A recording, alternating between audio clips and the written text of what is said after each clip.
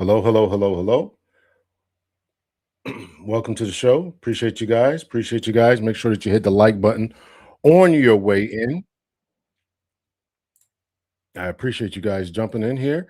Make sure that you say hello. I guess we got that. We got to it already, right? The government. Appreciate you guys jumping in here. Hold on. Let me turn my fan on here because it's hot. Hold on a second here.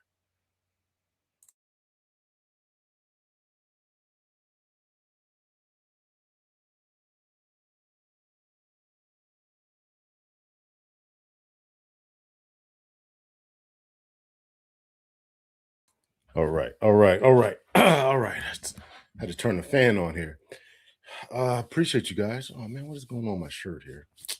Dang it. Hope everybody is well. Yes, make sure y'all do what Rhonda said. Hello to you. Make sure you hit the like button on your way in here.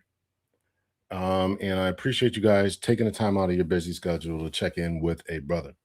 So it's kind of funny, um, to me anyway, that, or by funny I mean peculiar, that so many of us in this particular space are on the same page.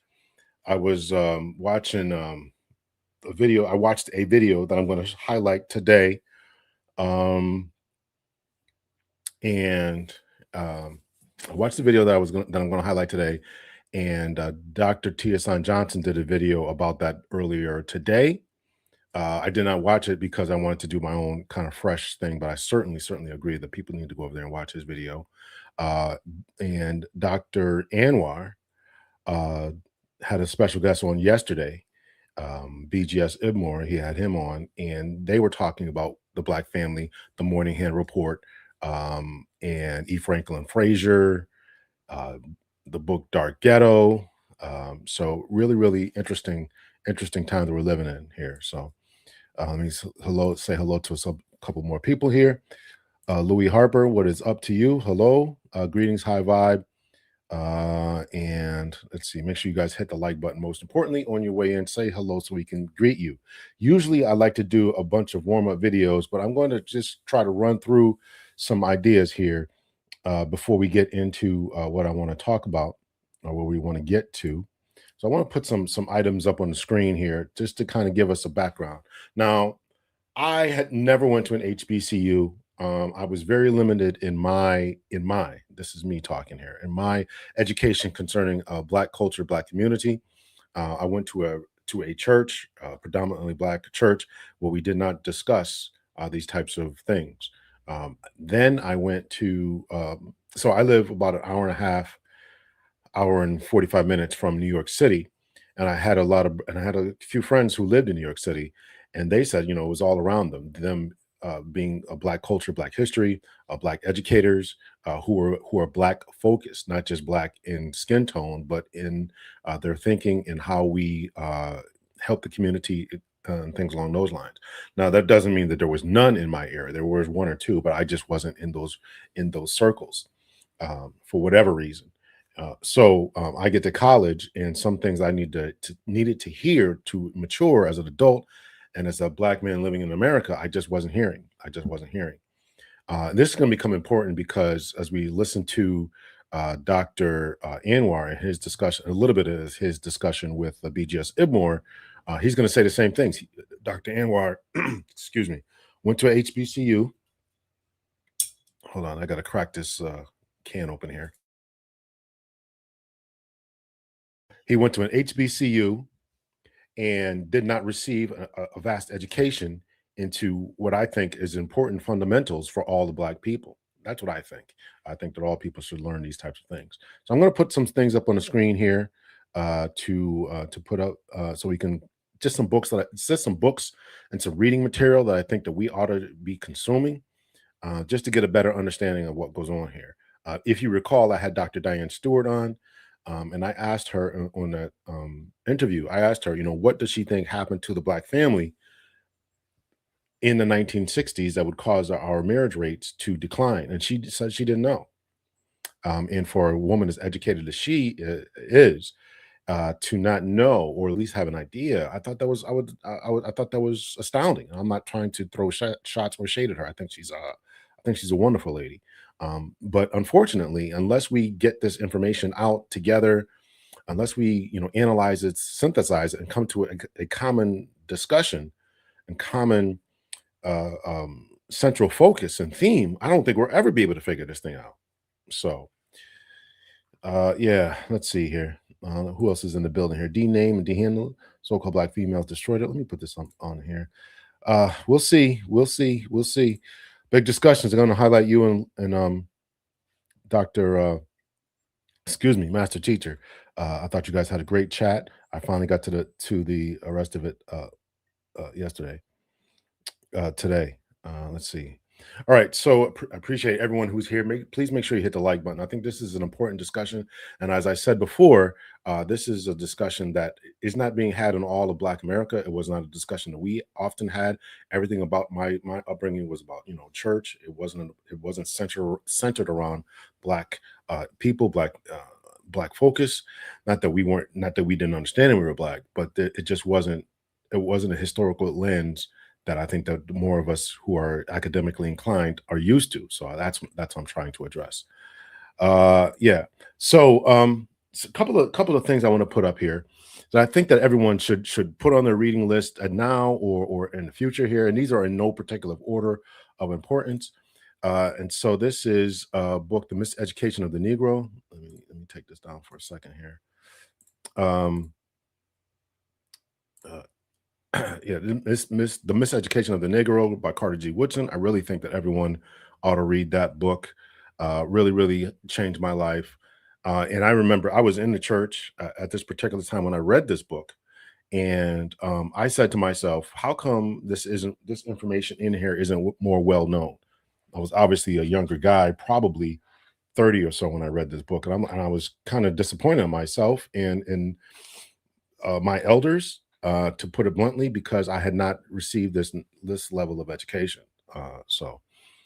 Here's Dr. Diane Stewart's book. Again, these are books that I think that people really ought to read. And the reason I highlight this book in particular is because I think that at least 3 times in the book, she really goes through what happened to Black men in particular and why there was such a drastic change and what made them so unattractive, for lack of a better term, to marriage. Now, the book is about Black women and Black love, but you can't address who the ladies want to marry unless you address. You can't address the marriageable abilities of ladies unless you address those who they would select as mates. So I think that that's important for everyone to read that book. Of course, I would say read Dr. Tia Sons Johnson's book, Solutions for Anti-Black Misandry, Flat Blackness, and Black Male Death. Another book that I think people ought to read is Post-Traumatic Slave Syndrome by Dr. Joy DeGruy. Another book, I just picked this one up today. I was listening to something, preparing for this, and I talked about the strengths of African-American families 25 years later by Robert B. Hill. So go over there and check out that work. I haven't read it myself, but it's certainly on my list to do. Let's see, what else do I suggest? Racism and Psychiatry. This is about how the thinking of Black folks in our wanting to be free was somehow demonized. So I think that people really ought to go over there and check that out.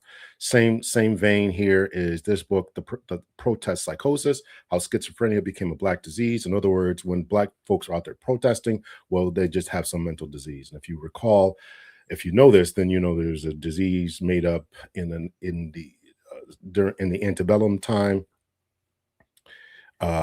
concerning why Black folks kept running away from their slave masters, and they call it drapetomania.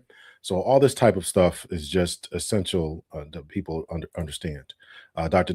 Tommy Curry's book, The Man Not: Race, Class, Gender, and Dilemmas of Black Manhood. I think that people ought to read Dr. Ron Neal's book, Beyond Death and Jail. Let's see, what else do I think people ought to read here? This is a book, Dark Ghetto, that Dr. Anwar and BGS were discussing. Dark Ghetto, Kenneth B. Clark. What else here? The Endangered Black Family: Coping with the Unisexualization and Coming Extinction of the Black Race by Nathan Hare. I have not read that book either. It is in my It's sitting behind me on my bookshelf. I haven't gotten to it yet, but I certainly on my list to do. The Black Bourgeoisie, the book that brought shock of self-revelation to the middle class blacks in America. Let's see here. Countering the Conspiracy to Destroy Black Boys by Dr. Chwansa Kufu. Let me see here. What else do I have?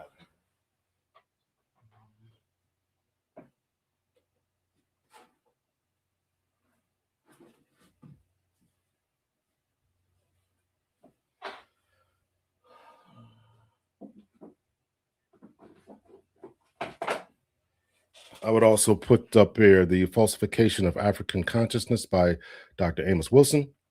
These are just some books that I think that people ought to put in their library. Of course, you guys can put in more in there.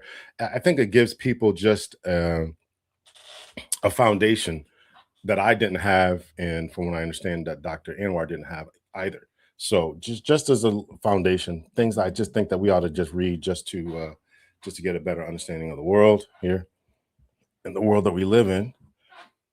All the stuff fell down behind me, so I had to put it back up.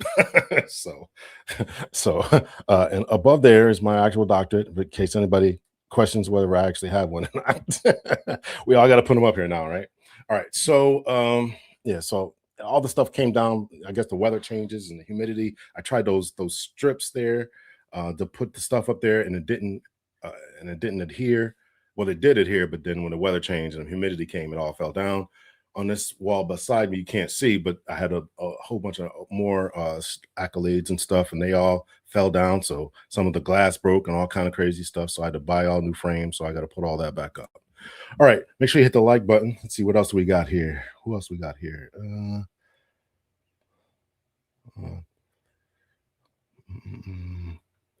What's up, Glorious Love? What's up, Micah Malice? Summer reading list. Yeah, I love it. Yeah. Listen, there's a lot of stuff that I really want to get to. And what's so disappointing to me is, having a certain level of education and still not knowing too much. It just bothers me. It just bothers me. I had drapetomania when I was a slave. I just told him I was not running away. I'm not running away. I just like running. Did he? I didn't know he did that. Dr. Umar plagiarized Dr. Kunjufu's work. I didn't know that. I didn't know that. All right. Okay. Well, listen, I'd like to put his stuff up there too. I mean, when he's talking about black boys and stuff, he's good, but yeah. All right. So let's get into first video up for today. We're going to play a little bit of Dr. Anwar's talk with BGS Ibmore. We'll play a little bit of that. I think it's important. The first thing, I only got two portions I want to play of this, and I think the first portion, if I have it queued up right, they're going to speak about the education problem, and this is vital to me. And people often ask, if anyone does ever ask, how did I get to this particular space, and why do I cover this, right? Because my background is law enforcement.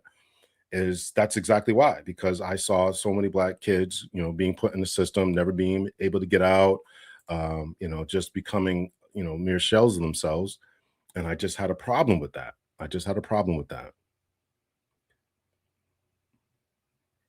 Yeah. All right. So let's play a little bit of this here. Here we go. The most important things is that you've been outspoken about. Oh, sorry. I got this on a high speed here. You championing and staying on your grandson about his reading. Yes. And I think other relatives. So the science of reading. And just briefly, do you know where the current school system is failing younger people now in terms of passing that on? Oh, yeah. I was just talking to my daughter. My daughter, she's got a master's in education, and she is teaching fourth grade currently, right? And we were just complaining about this just maybe a week or so ago. And she was saying is where they're failing it is not their ambition. They're failing is the method of teaching. Okay, the method of teaching, it doesn't work with how the human mind works. Okay, there's a certain there's a couple of books by George Lakoff, and he's probably called him the father of neuroscience, and he says your brain works a certain way, and if your teaching methods don't coincide with the way your brain actually works, then it's going to fail. And what they're doing is they're trying to teach a method that doesn't work for the human brain. That's how come it's so piss poor. And my daughter, what she has to do, she has to lock the door. She has to override what they're trying to get her to teach, the message they're trying to get to actually teach these kids and do it a different way, like math and reading. She says, I just throw all this stuff out and I teach the most effective way to get them to get the results that I want. So the biggest thing is one, they're treating kids like a commodity. Okay, instead of a person. And my daughter was saying the same thing. When they start tying money to the metrics of a test. And I said, when you tie money to a metric, what are people going to do? They're going to cheat. So what they're trying to do is pigeonhole the kids into a commodity to where that commodity can make the maximum amount of money instead of worrying about whether that kid's going to be able to read when he gets 18, 19, or 20. Okay. So there's a lot of that goes on. So, and I'm sure you read it. Okay, about the so-called Mississippi Miracle in reading. They went from 49th to second in the country in reading is because they threw out all the Common Core statutes of how you read, how you teach kids, and they threw all that stuff out. So we're gonna go back to the basics, the tried and true methods how you teach kids to read, and they went from 49th to second. Okay.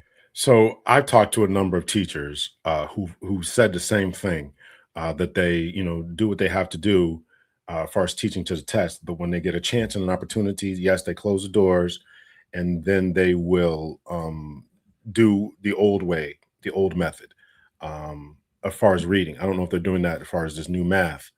And again, I haven't spoken to anyone who has been able to tell me from a longitudinal perspective as to why these new things are working, in particular the math.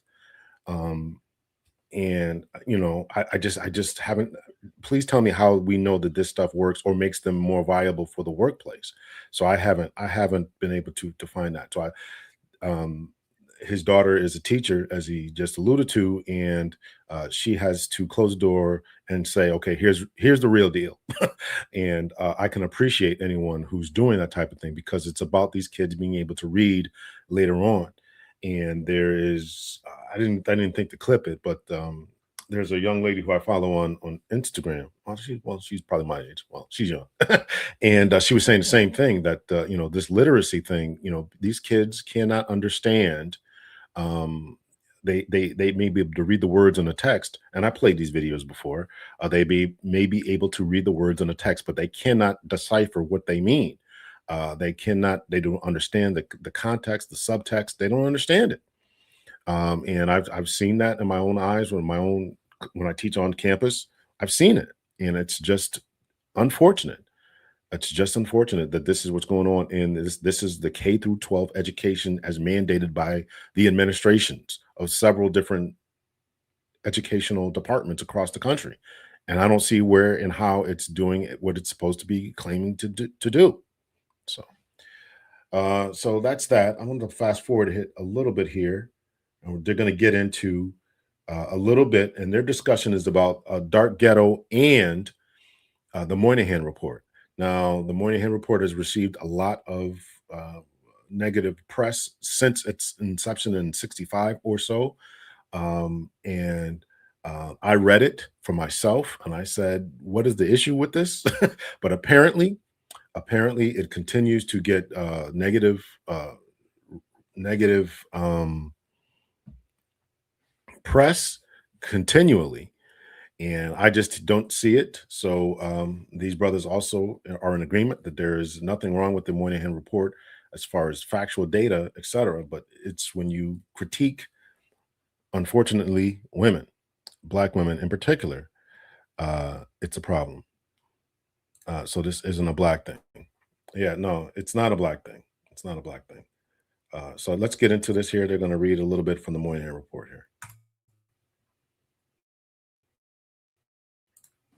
It sounds like some of the things Clark describes in he did. Dark Ghetto, but we're going to get there. I think it's appropriate now to we're going to open with this passage from E. Franklin Frazier from the Moynihan Report. We're going to end with this because I think this sets the stage very, very well. Let me share my screen. It's a short passage. I'm sure you're quite familiar with it. Let's see. Okay. This is a good statement here, Micah Malice, right? So he says, my cousin is a consultant in Houston for education. He knows that white women on school boards do not want anyone to compete with their kids. It's more about convenience on the teacher level. I got to think there's a little bit of truth to that. Again, I'm not a K through 12 educator or anything like that, but I got to think that there's a little bit of truth to that, because I was looking at I was reviewing a video today, and it dealt with intrasexual competition. That feminism is really an intrasexual competition. In other words, the ladies and this is the point that it was two ladies on the panel, so I'm just listening to their podcast that they dropped. So they were saying that feminism was really the result of women jealous of other women. This is their words. I'm paraphrasing a lot, but this is essentially what they're saying. Women were jealous of other women, and so therefore they wanted to sabotage their mating strategies. And so they told them a lot of times, you don't need this man, you don't need his masculinity, and various other things, everything that did, that the feminist movement did. And so therefore, embrace these ideologies. Don't have kids, go to work, get out the home, this, that, and the other. And so it was really an intrasexual competition type of thing. Now they couldn't verbalize it. They being the ladies in the 20s and in the 1910s or whatever couldn't verbalize that. But this is what they are viewing it as. It was an interesting conversation. I had actually thought about reviewing that at some point. It was an interesting conversation. Now I bring that up to say that maybe this whole thing, to Michael Malice's point, maybe this whole thing really is about, you just want to sabotage, black kids, poor white kids, Hispanic kids, so that the real people who can get into these elite educational schools, Ivy League schools, etc., are your kids who get the real education.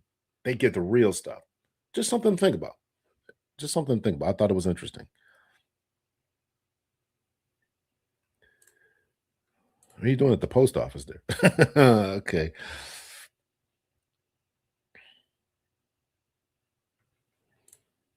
The Cunningham report? You mean the Moynihan report? I don't know what the Moynihan report.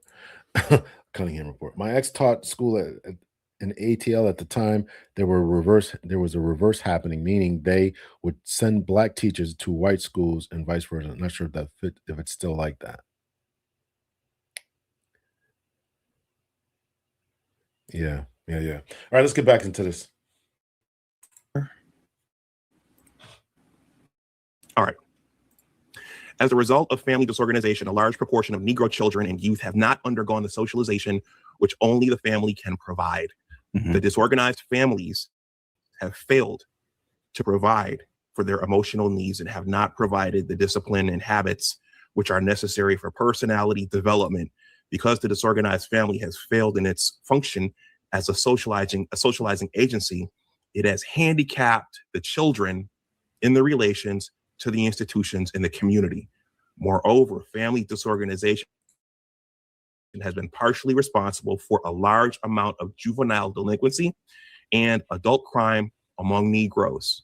Since the widespread family disorganization among Negroes has resulted from the failure of the father to play the role in family life required by American society, the mitigation of this problem must await those changes in the Negro and American society, which will enable the Negro father to play the role required of him.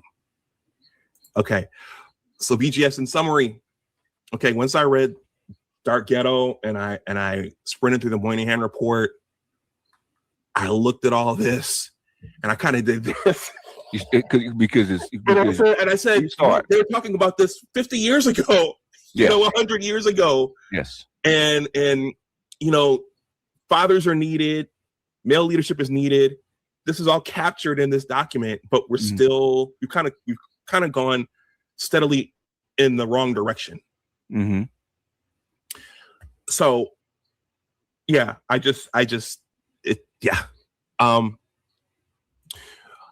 did you, and we're going to end with that. How did you, as a Black boomer, okay, these names never came up in my family, Kenneth B. Clark and E. Franklin Frazier. These guys were the precursors to the Moynihan report. They're all throughout it. How did you become a boomer yourself? That means you were born in either in the 40s or the 50s. how did you become aware of these guys? Did you become aware of these guys after joining the conscious community, or did you learn? No, it came through the red pill, through the manosphere. Okay. And this is a point that I think was very important. Just came through the manosphere because, again, just look at my own personal life and stuff. Like, I didn't hear about this growing up. I didn't hear about the Morning Hill Report. I didn't hear about these different books that I put up here. I didn't hear about them. You know, you go to school. I take forensic psychology. We're supposed to be studying about how people commit crime, why people commit crimes. You know, why neighborhoods break down, and this, that, and the other. I didn't study any of these people. So I was extremely disappointed. I came across this stuff by listening to BTS and other people in this space. So I'm like, okay, let me go out here and get these books so I know what so I can sound like I know what I'm talking about, right? I did know about Amos Wilson. I did know about Dr. Kunjufu. I didn't know about them, but a lot of these other brothers, I didn't know about them. I didn't know about Robert Staples. I didn't know about them. So. The Morning Hill Report, I'd heard about it, I'd never read it until I didn't think it was important. Okay. And a lot of these books like Fraser and Clark, Morning Report, even the Kerner Commission, are very esoteric books. Okay. Unless you're in academia and aware of it, you probably won't hear of it. Okay. Probably aren't aware of the Kerner Commission. They're not widespread, they're not widely circulated. I teach a criminology class right now, and I make sure that they read. I give them the actual Kerner Commission, and I give them a summary of it. I'm sure that they're all just reading the summary, if they're reading that at all. So, because I want to spread this information, right? Why were these riots going on in the 60s, right? So I make my students, you got to read this. This is why the riots were going on. We're not going to speculate. We're going to get to the heart of the matter. So they're going to read the Kerner Commission. I'm sure that they don't read it, but at least I gave it to them to read. So I think it's important. I think it's important. I was listening to, I'm pretty sure there's a guy, a big YouTuber in this, well, he's in the liberal side, FD Signifier. I was listening to him one day, and he was on a part of a panel. And this is what made me go back and read and say, okay, I'm going to read this Morning Hill Report, because he was on a panel and he was talking to somebody. I can't remember who it was. And I don't remember if it was him or not, but somebody on that panel said, listen, we didn't even talk about the Morning Hill Report. Nobody respects that report. Nobody. So I'm thinking in my mind, okay, you guys aren't even talking about this in college spaces. Again, I was in college space and then nobody talked to me about it. Nobody said this. So I said, okay, let me go back there, and I read it. So as soon as I finished that podcast that I was listening to, I went and downloaded it and read it for myself. So, and FD Signifier has a master's degree. I'm not sure what it is, somewhere in social work or sociology or something. So I'm like, if this is higher education stuff and they're not even talking about it, they're not even discussing it, I think that is problematic. Even if you don't disagree, at least talk about it. Yeah.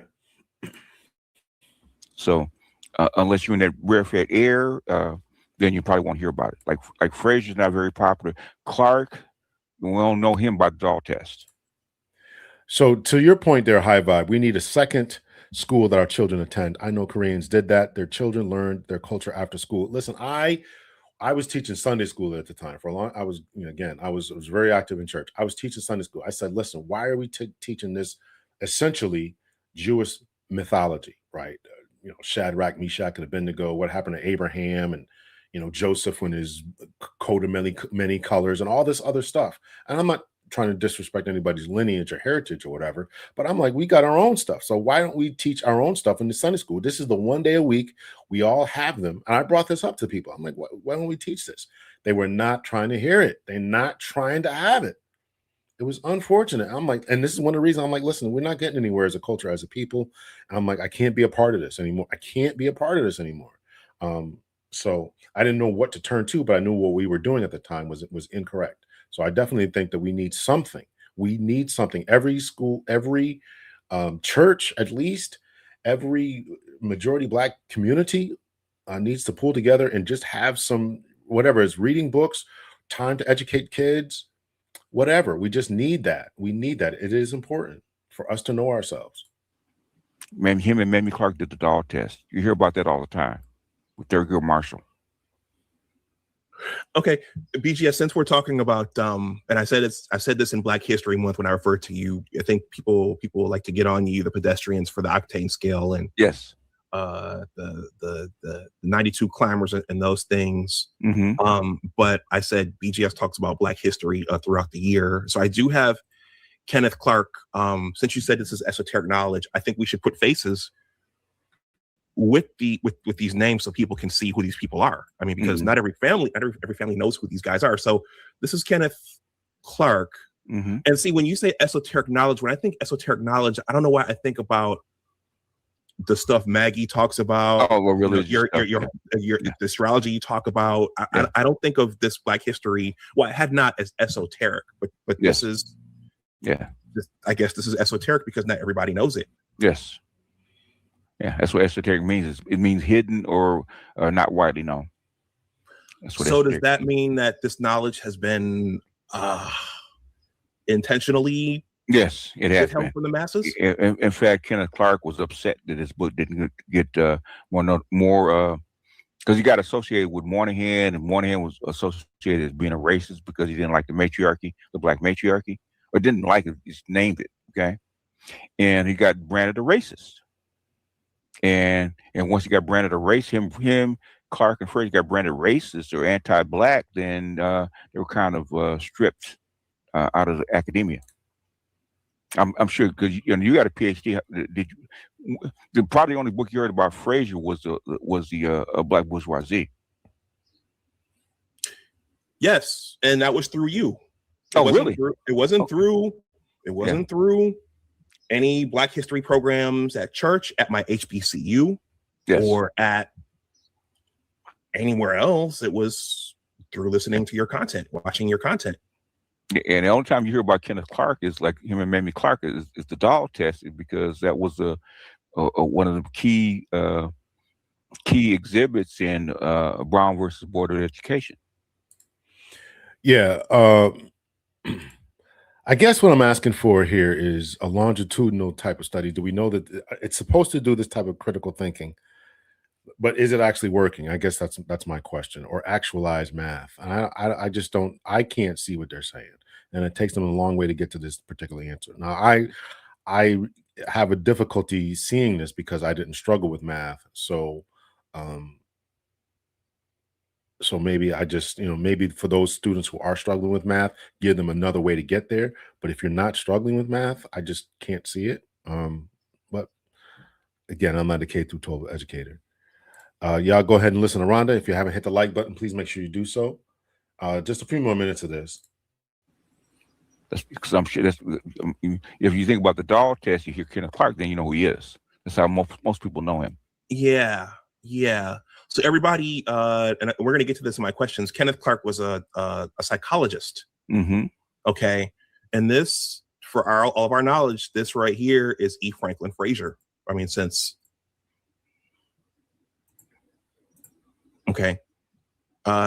E. Franklin Fraser right there. These are both Black men. He's a sociologist. Sociologist. Right? He's a student of Du Bois. People don't realize that he's actually an accolade, a student of Du Bois. That's where he got a lot of his stuff from. Okay, and then he just expounded upon it. Like most people don't know that the Philadelphia Negro, which people don't reference, is probably the biggest book that Du Bois ever wrote, but nobody referenced it. It's because they don't like the stuff they say about Black male and female relationships. Okay, so even within the community, there's a need to control the knowledge. Yes, if it seems to be doesn't show Black females in a decent light, then it's hidden. Interesting. Okay, I think that answers one of my subsequent questions, but I'm going to ask it nonetheless. All right, y'all can go over there, check out the rest of that. I wanted to play that, highlight that just a little bit there, but it was a great interview that they did. Please go over there, Dr. Anwar's channel, Big Discussion 76. Make sure you check out that in its entirety. They talked for over 2 hours. I wanted to get to this situation with Mark Lamont Hill. Let me see here. Put this on the screen.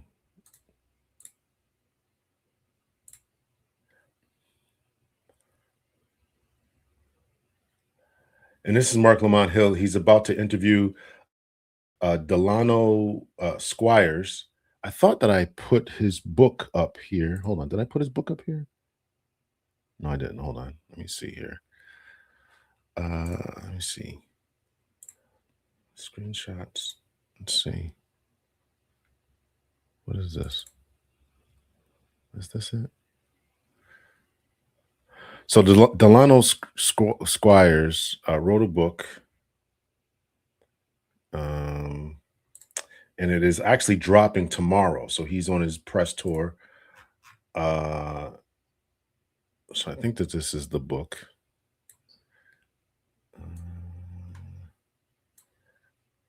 I think this is the book.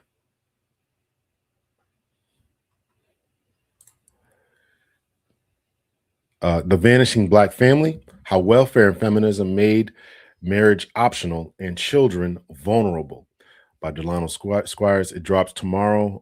As soon as it drops, I'm going to pick it up. I'm going to get it an audiobook, listen to that. So you guys can check it out. It's got, multiple platforms. If you need the physical book, you can get that. Yeah. So that book is dropping tomorrow. Brother, I appreciate you, man. It was a great interview. Yeah. Great interview you did. I'm gonna play a little bit of this. If you're still around, Dr. NY, you can certainly come up. Let's get into this a little bit here. Let me make sure I got the speed right, because I always play it fast here. I'll put on 1.25. And here we go. I appreciate you having me, Mark, for real. Yeah, absolutely. So the question I often ask people when books come out is, why this book, or why now? Yeah, I mean, this is something that's been stirring in me. I put a bed part about 25 years. Even going back 10, 15 years, I started writing publicly for a website called Black and Married with Kids. It's created by Ronnie Lamar Tyler. It wanted to create. Yeah, so what at least Mark platformed him. Yeah, so this brother has been in a number of different places. I think he currently works for the Heritage Foundation, which is responsible for Project 2025, which I am not a fan of. Although I am getting to it. I'm actually reading through the authors, or one of the authors, Kevin Roberts. I'm reading through his master's thesis right now. Going to do his PhD dissertation next, whenever I get the time, and then I'm going to read through Project 2025, because there's been a lot of talk about they were studying us, and they want to figure out who we are. That way they can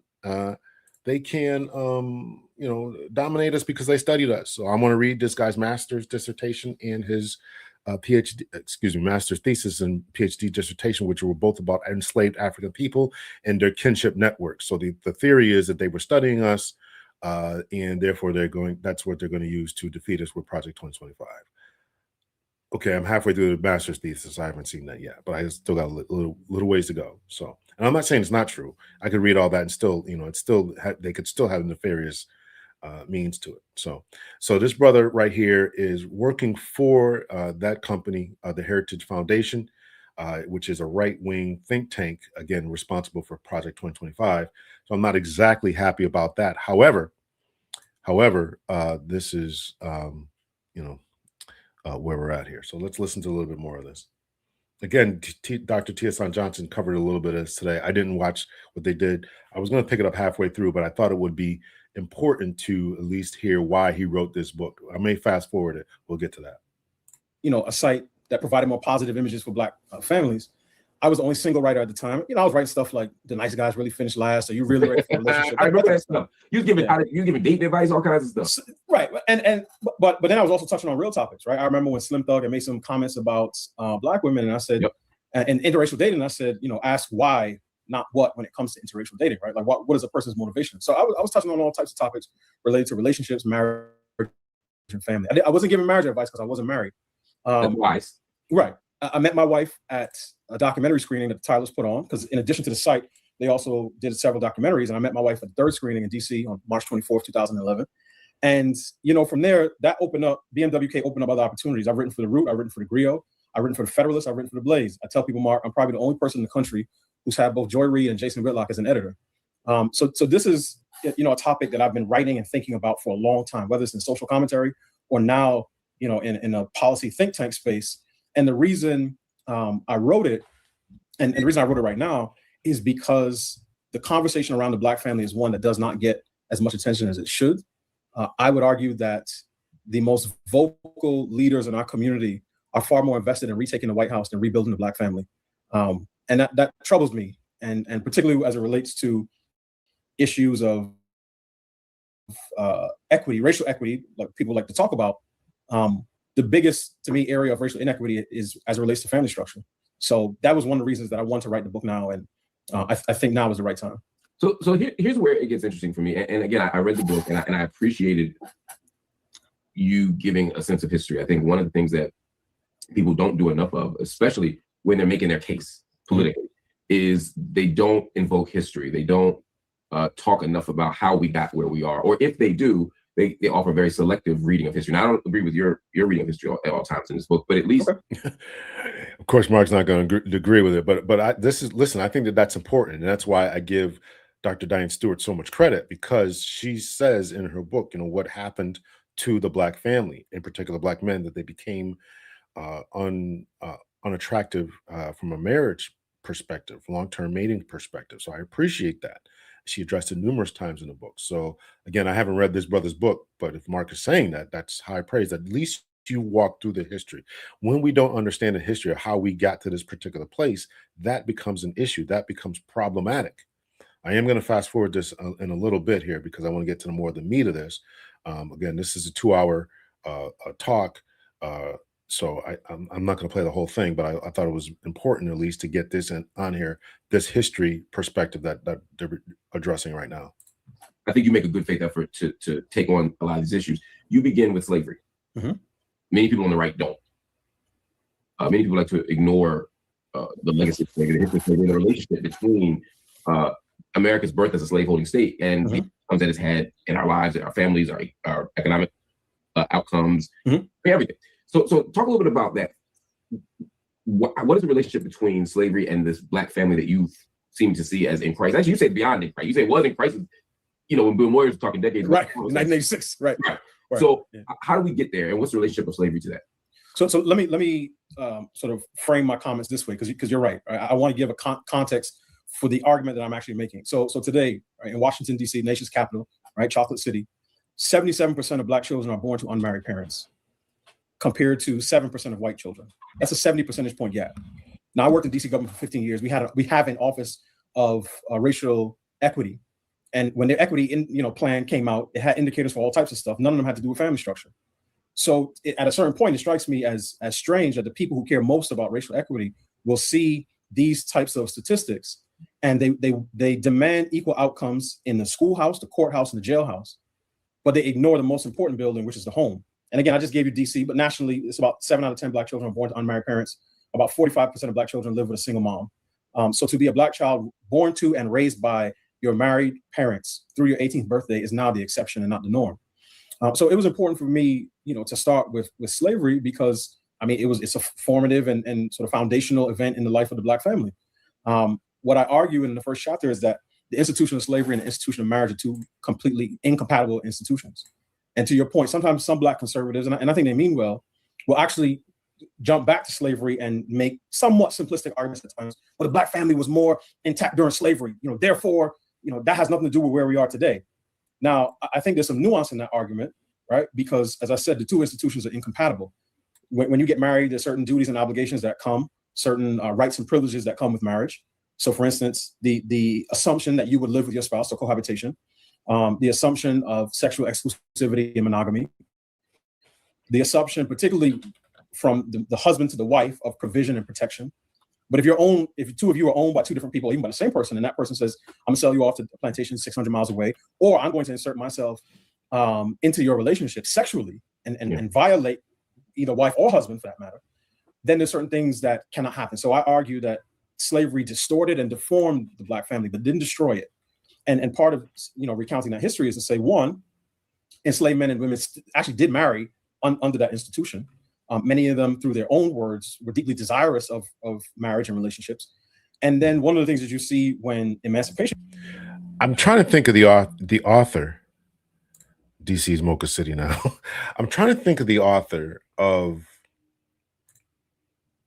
Gosh, he was always on. I'm trying to look it up here.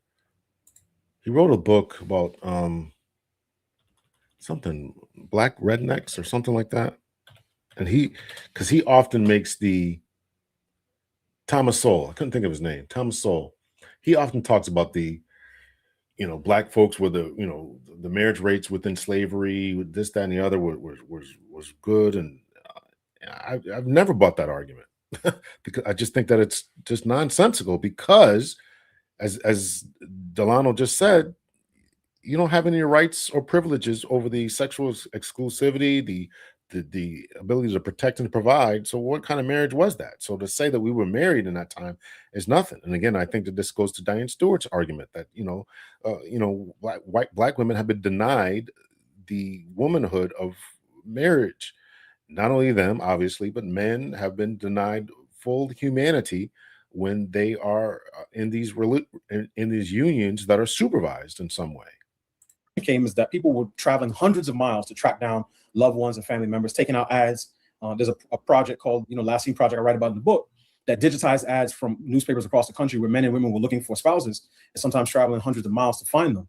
So you saw a deep, deep desire to be reconnected to one's kin and one's spouse. So ultimately, it was important for me to tell an honest history of that because I think the facts matter. But it was also important because the narrative matters. And I think people on the sort of ideological left will draw a straight line from slavery through black codes, Jim Crow laws, mass incarceration, redlining, war on drugs, and say these are the reasons that the black family is, in the state that it's in today. All of those I would characterize as external threats. So you acknowledge them as threats. You're just saying they're not the only threat. They're just they're to use your language, external threat, meaning that they play a role, but there's also this internal thing of family crisis. Correct. But I would say it's slightly different. I would say, and I characterize it this way in the book. The natural response for human beings, and particularly for men, to an external threat is generally to fight, right? The least efficient way to get something out of a man's hand is to try to rustle it away from him, right? If you or I heard something go bump in the night in our home and our wives, say, look, something going on downstairs, we're going to defend ourselves with whatever means we have available, right? Because our instinct is to fight external threats. But when the threats are internal, or when someone comes posing as a friend or an ally, giving you something that they say is a gift and a benefit to you, then you have a very different way of interpreting that. You let your guard down, your defenses come down, and that's where I get into the next two chapters on welfare and feminism. But go back to the narrative piece. I just let me put a pin on that. The narrative is important because if someone says it was their fault, white supremacy, systemic racism, white people, however they want to characterize it, then more often than not, the response to that is, well, then it's their responsibility to fix it. And I take a completely different perspective, which is to say something could be someone else's fault, but it's my problem now. And the through line of this book is that the revival of marriage and reconstruction of the black family is something that black people and black leaders specifically have to prioritize. I would never discharge that responsibility onto white liberals or white conservatives for that matter. And I think that we have the moral, social, cultural, spiritual capital to do that. So that's why getting the narrative straight, right? Like, what was the actual impact? I would say, if I was to characterize it, I would say we can see a legacy of determination and survival when it comes to slavery and the black family. And I think that should be used as an inspiration to say, if our forebears could build at the worst of moments, we can certainly rebuild when we have more political power, economic power, and representation than ever before. So I want to make sure I understand this correctly. I think I'm going to fast forward just a little bit, Kira, because we're going to keep talking about that a little bit. Mark's going to push back a little bit more further on. I didn't take any timestamps. I was listening to this as I was driving, so I couldn't write down any timestamps. But I am going to jump forward a little bit here. Sort of in sort of the same circumstances, and actually that goes to my point. Those with you, Christian, man, good and well. The preacher said, man, that's the best argument. That might be the worst argument you made tonight. Well, there's some other guys that are a sidebar, but I do think this speaks to an important point about culture. And obviously, when I talk about culture, I'm talking about norms, values, behaviors, I'm not talking about race. I'm not using culture as a euphemism or proxy for race. I'm legitimately talking about what things value, what people believe are important. There was a point in American family culture that if a man got a woman pregnant outside of marriage, right, she may be sent down south to have the baby and raise the baby. But oftentimes what will happen is you have a shotgun marriage. That was a part of American family culture. That has completely disappeared. And part of it is because the types of behaviors that used to be on the margins have now moved into the mainstream. And once something moves into the mainstream, culturally speaking, to sort of borrow a biblical phrase, everything reproduces after its own kind. So this is the problem again. This is the problem of Meg Thee Stallion. Those things that are on the fringe now become the mainstream. This is Meg Thee Stallion when she's at presidential, vice president, who's then running for president. Kamala Harris's speeches. Nobody wants to see this. So this fringe type of behavior that would be shunned in other instances, or at least set on the margins, has now become mainstream on a presidential candidate's platform. Now, Mark is going to push back against the idea of shotgun weddings, but I think he's concentrating more on that than the point of what he just said right here. And what I just emphasized is that these things that were on the margins are now in the mainstream, and that's the problem.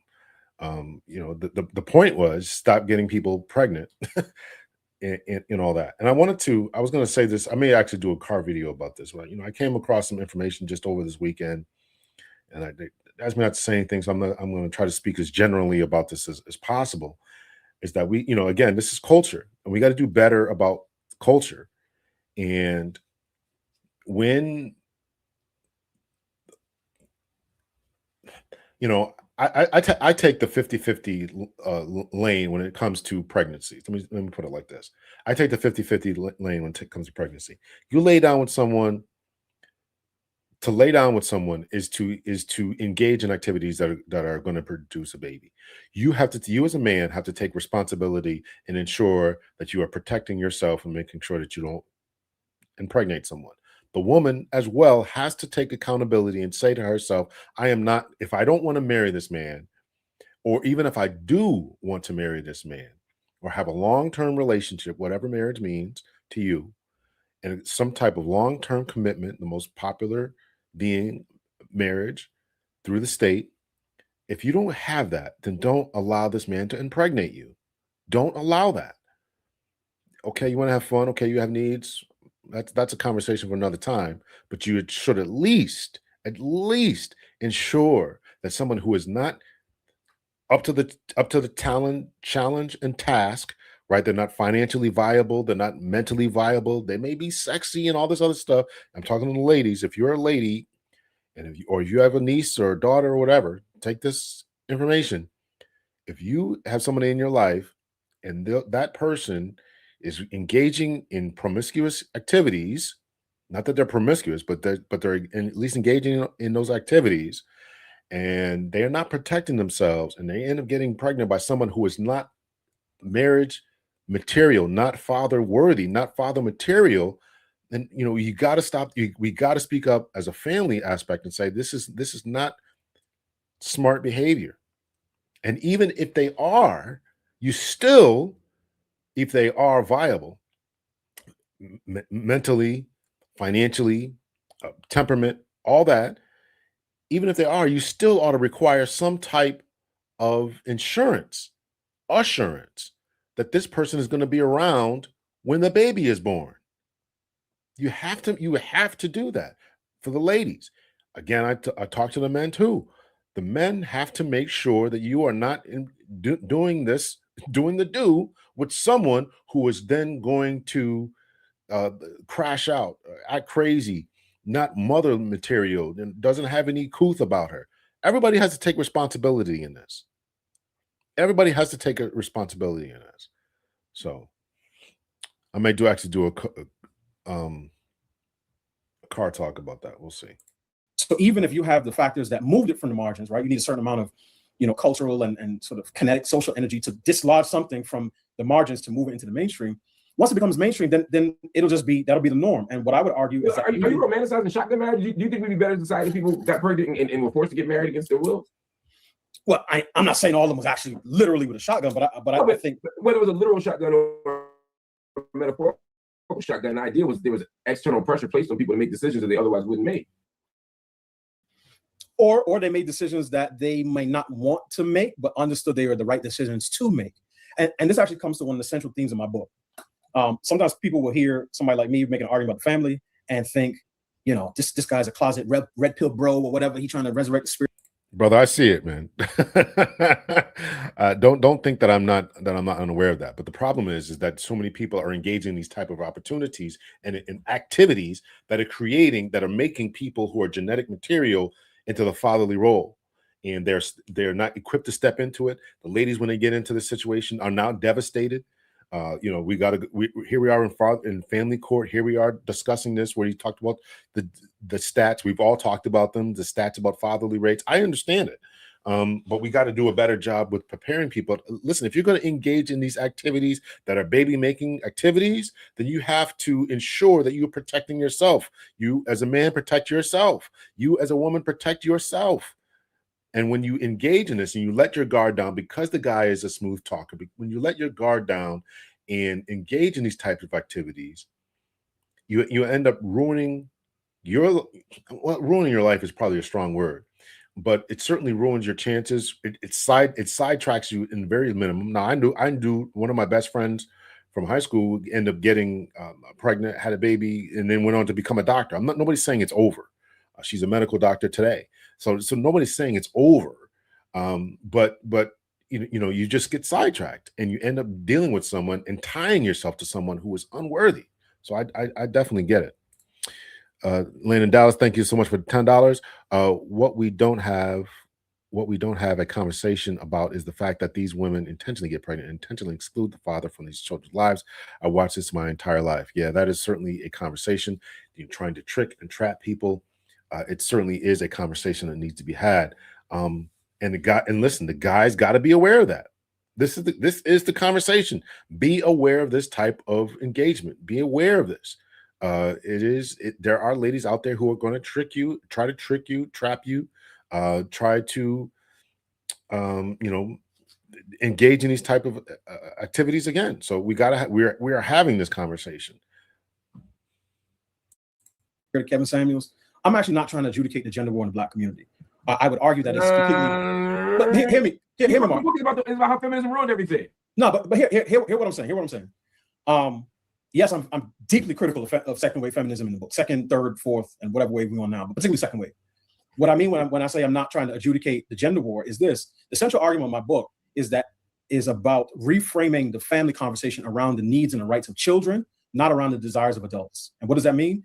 That means that because every child is a living embodiment of the relationship between one man and one woman, that every child has a right, generally speaking, outside of extenuating circumstances, every child has a right to the affection, the protection, the connection, the correction, and the direction of the one man and one woman who created him or her.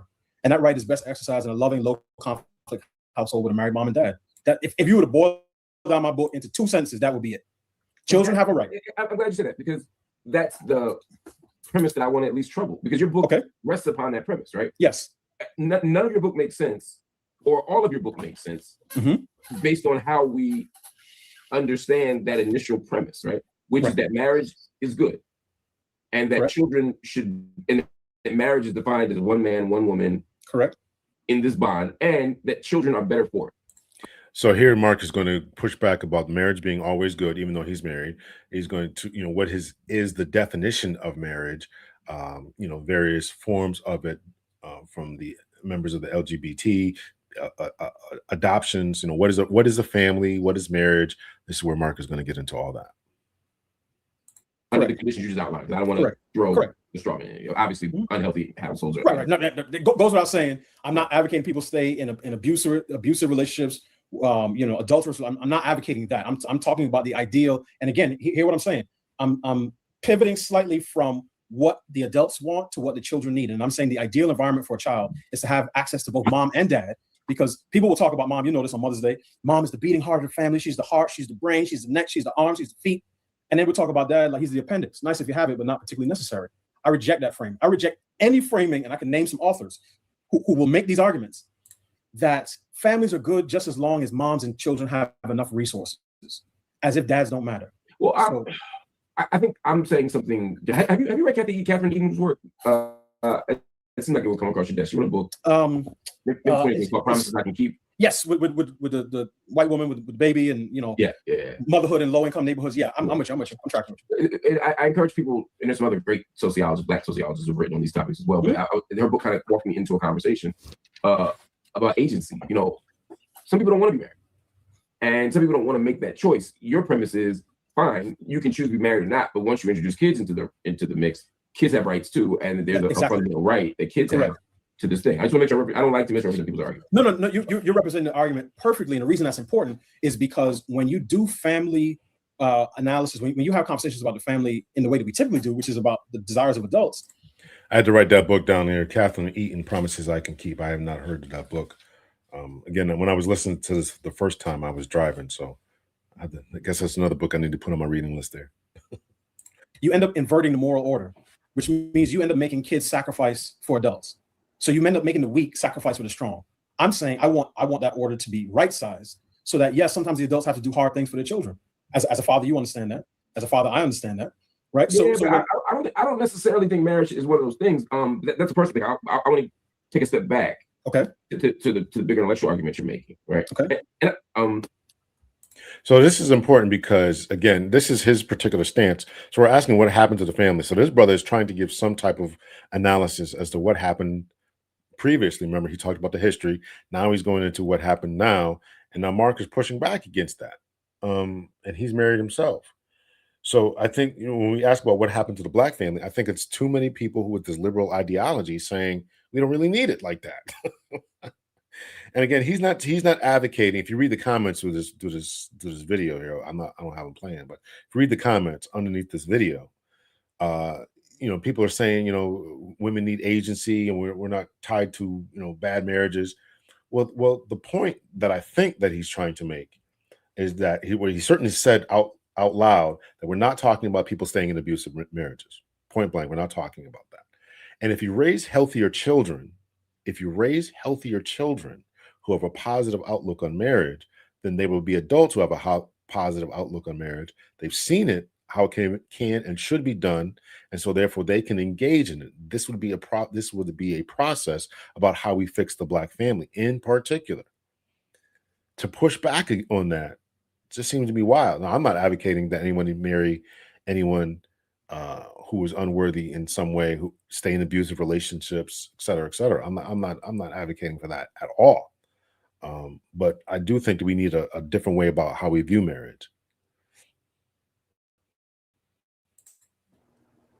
When you say children have a right to this, yes, based on what?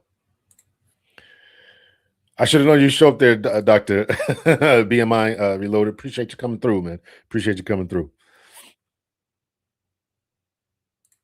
The Black community hasn't had marriages in 2 generations. We don't know what abusive marriage looks like.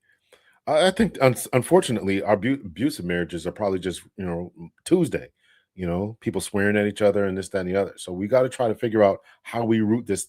We got to figure out how we root this out. That is the issue. Over the past 20 years, there's been 5 international studies, attempts at male birth control, and let's just say the results were very, very less than promising. I don't think they really want to do it, quite honestly, birth control. I don't think they want to do male birth control. Let's see. Welcome. Join them live. Make sure y'all hit the like button. Appreciate that, Rhonda. MLH is championing the feminist position. This position has been impeded the discussion for over 60 years. Yeah, you're right, brother. You are right. I'm glad you asked that. So I argue in the book, and I genuinely believe this, that the act of creation comes with an obligation towards stewardship. So a man and a woman lay down and make the baby. There are no 2 people who have a greater obligation to care for that child than that man or the woman. Now, every once in a while, Gigi and Nana, grandma would say, no, I actually love my baby. I love my babies more than you do. But putting aside, that sort of tongue-in-cheek statement, that's where the right comes from, right? So rights always come with corresponding duties and obligations. So when I say a child has a right to affection, protection, correction, direction, and connection, I'm saying that's because their parents, the one man and one woman created this child, and they have a duty to care. for this child. Yeah, but you're taking a leap here. No one is disputing whether the child should be cared for. And I don't think anyone is disputing in general. There are people who, in general, that the people who made the kid have a specific and unique duty to care for the child, as opposed to auntie or neighbor or cousin or big brother or coach or whatever. The question is, why is the union of marriage, the institution of marriage, the vehicle that they must do, or that you see as a kind of moral requirement in your formulation? Well, I mean, I could certainly take a moral perspective. I mean, I say in the book, I'm a Christian, a husband, and a father before anything else in that order. I could cite, scripture, but I could just go to nature. So when you ask me why is marriage required for that, I believe we need a better understanding definition of what abuse is in a relationship, dating, and marriage. I do agree that the term abuse has been expanded to ridiculous definitions. Financial abuse, psychological abuse, raising your voice. It just goes all over the place. So yeah.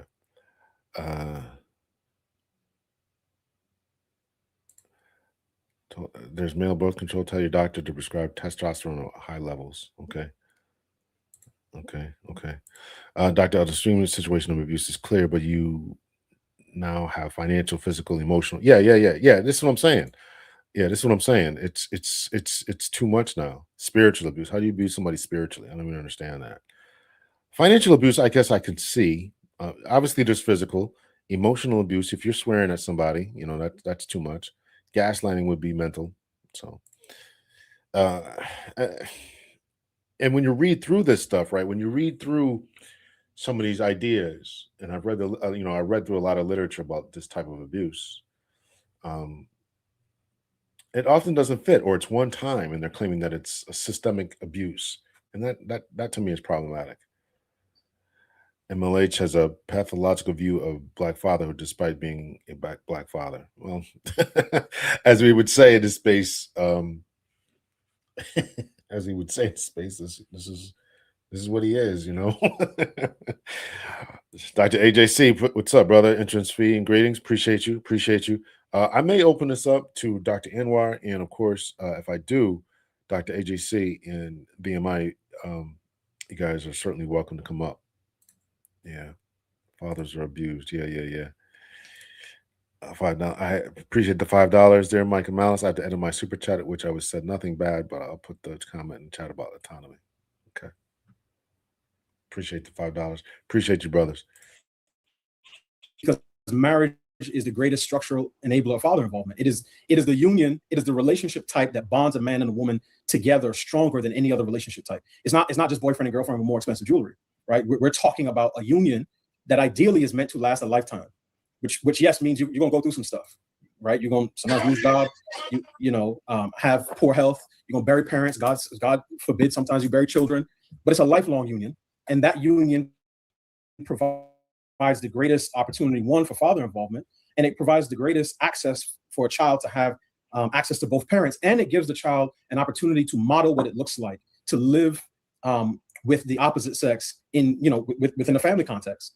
So yes, what I'm saying, first, what I'm not saying, I'm not writing a book telling the 70-year-old guy how to get a silver fox down at the retirement home. This is not a dating book, right? This is not act like a man, think like a woman. I'm writing a pro-family, pro-marriage, and pro-child book saying that adults have duties and obligations towards the children that they create. And I know that the world's not ideal, and I know things don't always work out the way that people intend. But when sex is treated as careless and children are brought into the world and they have varying types of relationships, with one parent or the next, typically, it's mom's taking care of the baby. There's a comment that popped on the screen. I want to read that. Intend. But when sex is nature, are you a scientist or a specialist in animal behavior? This is disrespectful to Black people. The bar feels low. So she's obviously someone who is not in favor of marriage. And again, if it wasn't for this abuse that we just discussed, I don't think that this would be too problematic. The problem is what people are the autonomy, the freedom, the expectations, and the mindset around abuse. And that if I'm not happy, I can just leave. And that, well, he's not saying it. I think that this is what he's saying. He's talking about the spiritual avenue and the rights of the children. But I also think he probably wants to say, I haven't read the book yet, but he wants to say is that you just can't get up and leave when you want because you feel bad, because you feel angry, because you feel sad, because your emotions change. There's a dedication there through the vehicle of marriage that children have a right to grow up in and to be solidified. Now, there's a lot more that can be said concerning, marriage versus extended families, and the family unit as known in Western societies. There's certainly something to be said about that. Also the fact about how we pass down inheritances and all that, and that is the system. The marriage is the best one we have to do all that. Although we can negate that through different contracts and wills and etc. So treated as careless, and children are brought into the world, and they have varying types of relationships, with one parent or the next. Typically, it's mom's taking care of the baby, and often heroically, by the way. And this is also not to bash single moms, and different types of access to dad and different types of relationships to dad. All of those things matter, and not just because of the social and economic outcomes. Right? Married Black families have the lowest median income, compared to the other major ethnic groups, about 56K. We're at the lowest. Asian Americans at about 120K. But Black married couples under the age of 65 have a higher median income than any other, the overall, number for any other group. So part of it is some of that is because of this relatively small number of Black people who make that choice relative to their. I mean, but we're still talking about millions of people. This is not. Yeah, I mean, I'm sure But for a lot of people, it becomes upper middle class, institution and practice, which then anyway. Correct, but it should. But I don't even know why you brought that up. I don't even understand why you made that comment there, Mark. It's still millions of people, and that's the point. Okay, it's if we had more people doing it, then they would obviously, well, maybe it's not obvious, but they would hopefully get into that same bracket if more people were engaging in that. Appreciate the $10. My problem of the term abuse is how overused and mislabeled it is. With women fear-based thinking, they fear abuse and project said fears in relationships that's absent. I agree with that, and this is what I'm saying. Sometimes, with this idea of mental abuse, well, how does everyone define that? It's different for different people. Black Americans were used as social experiments for fatherhood removal, the state as husband and father. Yeah, I'm hoping to have somebody on here. I reached out to them today. They did email me back, so I'm hoping to have someone to come on the show. We're going to talk about that exact thing, the state removing fatherhood. Appreciate you bringing that up. Appreciate the $5 here. Any abuse, but because she feels it's minus evidence, proof for fear makes the abuse real. Yeah, exactly. Yes, absolutely. Social engineering, Black Americans were tampered with. Yes, 100%. BGS and Dr. Anwar discussed that earlier. Because I don't want people to think that they can just marry their way out of poverty. Well, you can certainly single your way into poverty. Yeah. That's a conversation. I don't, and I operate in good faith. There is absolutely an economic incentive to partnership in marriage. There's no doubt about it. For man, woman, and child, but beyond that, there's also those deeper questions that children ask: who am I and whose am I? They want to know where I come from. Those are sort of the deep questions that human beings have been asking for a lifetime. And when a father is there in the home, right, loving on his wife, the mother of his child, children get to see that up close and personal. And what I'm saying is, I think children deserve that access. Like if my kids, go ahead. There's a thing you're conflating to me, okay, or at least equating uncritically. Because every reason you give for why marriage is good or necessary and a duty that we should take on to our children can be done without marriage. Like, so it's like you're talking about, well, access, care, watching love models, being able to answer questions about where I come from, both literally and also kind of in the more abstract way that I think you're also saying, the more sophisticated thing here. All of that can happen with healthy co-parenting. All of that can happen. No, it can't. Not on scale. Not at scale, Mark. In the now, Americans do not have the cohabiting culture of Europeans. So if you want to talk about rare, you're talking about a man and a woman who say, we've been together for 40, 50 years, but we never got married. That is not the norm here. It is typically, we're together, we have the baby, men often around, very active, particularly when the child is young. Relationship goes sour. Dad starts to drift away, still wants to be in the life of the child. Depending on what that relationship looks like between man and woman, that can get very divisive and very ugly, quite frankly. Sometimes you'll have dads that are closer to the children of his girlfriend. MLH is all over the place. He's a feminist for sure. What is his commitment to the Black family? I would appreciate if he promoted Black womanism. He to me, I've never heard him verbalize this, but I just think that he just follows the liberal agenda. If it's you know, how do I want to say this? Transformers, if it's LGBT, he's just, he's all over the place. As you mentioned, he's all over the place. What is your commitment? And as they say, if you don't have one solid foundation, right? If you don't stand for one thing, you'll fall for anything. So he's all over the place. Whatever where has that type of thinking gotten us in the last 60 years? I think that's the real question. Where's that gotten us?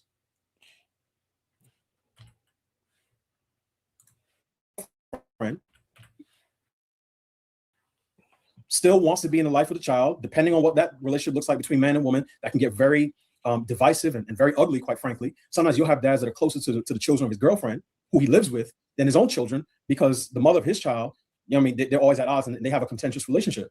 So, and then when you start to model that pattern, time after time, and you might have a man who has 5 children by 4 different women, it's like, how it's impossible for him to have the same, relationship access. So Mark is married to a Black woman, yes. Let me ask you a question, Mark. Do you think it's possible, generally speaking, for a man who has 5 children by his wife, and you're comparing a man who has 5 kids by his wife and a man who has 5 children by 5 different women, you think it's possible for the second guy to have the same types of access on a day-to-day basis as the first guy? No, it's unlikely, except under the most rare of circumstances, right? Like communal living, which it could happen, but absent that, yeah, I think you're absolutely right. That was my critique of Nick Cannon. I think at some point it becomes irresponsible, unimaginable, untenable, irresponsible. Right? Yes, it's the other ubbles that I'm more concerned about. So I agree that there comes a point where we can't manage all of these things, right? But that might be. But I would argue having 13 children, just use Nick as the kind of extreme case, that'd be unhealthy and hard to manage in one household. Would it be easier? Of course. But there comes a point between the demands of the economy, the realities of life, human personality, etc. Some of that shit is hard to manage even in the same household. I mean, I'm a be fruitful and multiply guy. My mom's the youngest of 10. My dad's the second youngest of 6. My mother-in-law is the second oldest of 12. My father-in-law was the oldest of 5. I'm not against big families, but within a particular context. Because now if you have a big family, it's like all of us come from these 2 people. We love and support one another. We're not having to fight for resources in other households. We're not having to fight somebody else to see our dad. We're not having to see our parents constantly bickering just to be able to get access to us. We're not suffering from parental alienation. So I'm not, hear me, I'm a be fruitful and multiply guy. So if you can manage that, like Sean Alexander, right? If you can manage 13 kids, former NFL player, go for it. But what I think is irresponsible, to your point, is when you play the role of Johnny Appleseed and you what is this? Hold on, Mark. I'm sorry. I might just need to hit a button on my computer every once in a while, because it goes to my home screen. But just know your camera's still working, so we don't see any different. Okay. It's just throwing me off because I can't see you. I just see these rolling hills. But yeah, so sure, is it a resource stretch when you have that many children? Sure. But that's when you'll hear couples say, you know what, we didn't have a lot, but we had love. We had each other. Yeah, we had to share rooms, but we had memories growing up, 13 kids in a 3-4 bedroom house. Look at Mark's face. He ain't trying to hear that. we want to be able to travel, to have things and stuff and iPads and buy nice cars. He ain't trying to hear all that. But that's much different than a man having to manage the relationships. I won't say 13 because that's extreme, but even 3 or 4, managing those relationships is difficult. And particularly for people who want to talk about generational wealth. If you're a man and you have 4 children by 4 women, none of whom you live with, and you're doing right by your kids, which means you at the minimum are supporting those 4 kids, each of your checks is going in 5 different directions. So I don't care how much money you make at a certain point. Yeah, but I heard. I'm not disputing that. Mm-hmm. Having 5 kids by 5 people is harder than having 5 kids by 1 person. So under generally normal circumstances. Mm-hmm. The thing I'm talking about is the decision to marry. Right. Which again, we're assuming that all forms of parenting and caretaking that are healthy are under the banner of marriage. And I'm not sure that you've made the case for that. But there's another piece to this. Can I take another crack at it real quick? Please do. Yeah. So again, one of the things I said is that marriage is the greatest structural enabler of father involvement. But the other thing is that marriage is the greatest bonding agent between a man and a woman. So according to Brookings data, about 2/3 of cohabiting relationships end before a child turns 12. Again, there are some places in the world where you may have a couple together 40, 50 years outside of marriage just because they just have a different set of cultural norms. And they have, norms come with both carrots of incentive and sticks of correction, right? So I'm not speaking to that. I'm talking about here where we are in the culture in which we live, American culture, broadly speaking. And obviously, within that, we're talking about sort of Black family dynamics. That's just not the norm. So, cohabitation as a structure is inherently unstable. And so that's the best case scenario outside of marriage, which is man and woman are living together, right? They're in relationship, they have kids, right? Money is tied up together. But oftentimes it's not that at all. Actually, sometimes it's a much more casual relationship. Sometimes it's not much of a relationship. So some guys say, look, I ain't signed up to be no dad. If you want to keep the baby, then you raise the baby. Well, so what I'm saying is no, marriage as an institution, as a structure, right? This is the conservative using language of structure.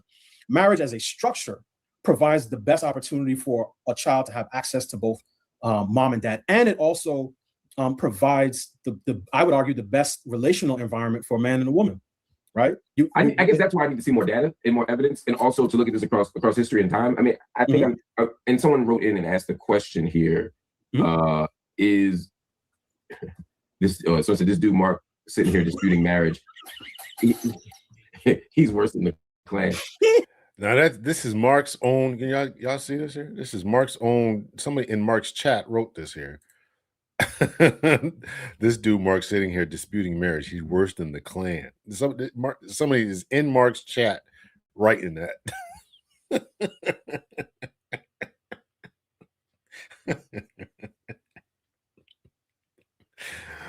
Oh man.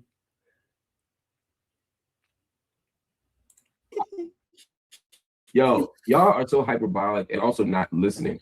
There's opportunities here for nuance and for conversation, and y'all are squandering that opportunity. So is Mark arguing against marriage? Like marriage is not desirable, some kind of problem? His own chat is saying this. Yeah. So is Mark arguing against marriage, like marriage is not desirable or some kind of? I'm not saying marriage is a problem. You'll be shocked to know I'm married. And I happily, I was really in with the same person, to be clear. Of course. Goes without saying. It does not, if you're married, that does not go without saying. Touche. Yeah. No, but in all seriousness, it's not that I'm against marriage. I think when you look at marriage with some kind of historical context and some kind of critical analysis, and this is where we're going to probably bump heads on the feminist thing. I think we could also read, we could say there have been huge chunks of history where marriage as an institution had been formed. Parents took, men, even they may have been hunting and gathering and doing stuff, and there was no formal institution of marriage, but there was a duty. And I understand you're saying that the current economic and social arrangement is different. I agree. But remember, I come from a radical tradition. So my whole point is we could reimagine and rearrange society to meet human needs, to care for children without buying into the marriage thing. Now, the question would be, well, why wouldn't you just go to the thing that's there, that's working? And that's where it gets tricky. One, I think we tend to romanticize the past. These moments where dad was in the household often had huge, there's often those same anecdotes about, dad was there. And the dad. You're right about that, Dodger. You get cooked by your old viewers, man. Come on, man.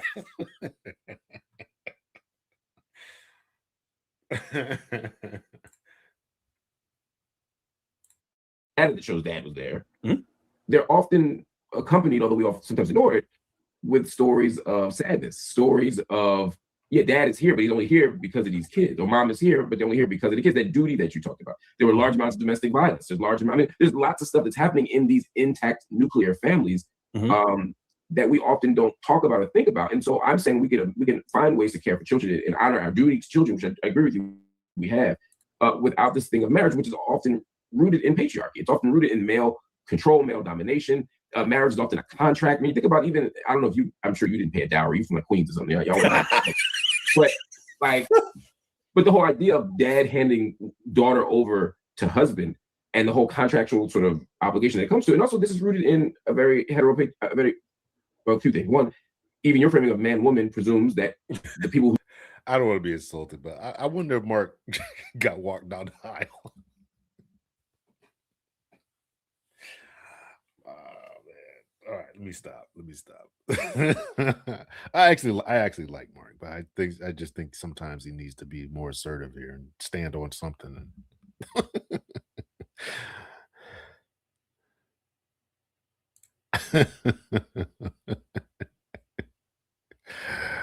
He's talking about reinventing society and all that, and which I mean, it's difficult, but you gotta start in a different place. And the current model right now is marriage and family formation. And while we try to build a different society and try to go in a different direction, it's our kids who are running amok. It's our kids who are running amok.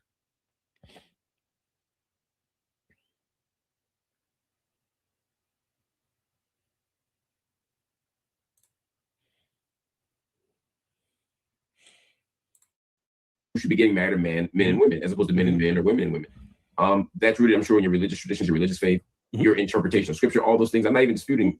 I am disputing that claim, but I'm not. That the point isn't to get into a theological debate.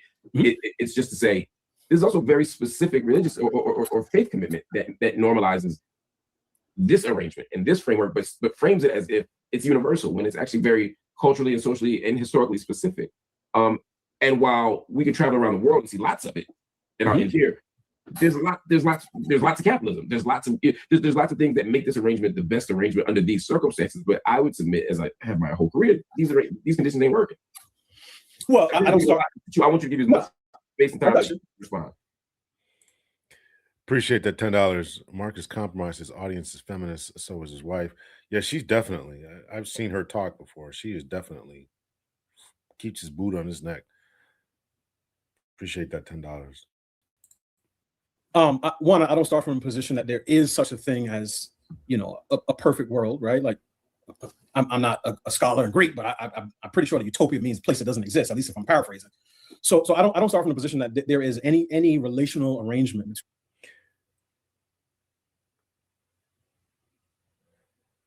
So this says, somebody put up here, I'm reading the comment here. But his wife has his last name, which is rooted in the tradition of women being property. Please, he's so boring. Now she's talking about Mark. I don't think Mark's wife has his last name. I don't know who she's talking about. His wife has his last name. Mark Lamont Hill's wife. What's her name? What's her name? Yeah, Melissa Vale. Yeah, I didn't think she had his name. Maybe I don't know who this lady's talking about. We'll continue on. Men and women, that's perfect. And yes, that I would owe that to my my religious tradition, my Christian faith on original sin, the fall of man, all different sorts of stuff that we don't have to get into. But I'll say this: the idea that there is going to be another man who feels a greater duty, again at scale and obligation to a child than the man who created him, is not one that I would hang my hat on, because I mean the data shows that, like, if anyone wants to Google mother's boyfriend and child, you will see that oftentimes the most dangerous person, and again this is a subset of this particular arrangement. I'm not saying this is the norm, but mom's living boyfriend is not the same as dad, right? Like that's so whatever the other types of arrangements that people are trying to come up with and they're trying to make work. So whether that's polyamory, if you read New York Magazine, right, last year they had about 6 articles on polyamory within the first 2 months. If you want to talk about some other type of, recently I've seen some women, in our community talk about, well, such and such is raising her kids with just her mom and her sister and her aunties and so on and so forth. Yes, this is the future for women. Black women supporting each other. I'm okay. Does a child not have? Just want to read these comments here. He literally can't think past 2-parent versus single-parent household when both are not natural to our human needs anyway. Without capitalism, we would not be limited to 2 adults per household. All right, so she's obviously addressing this guy.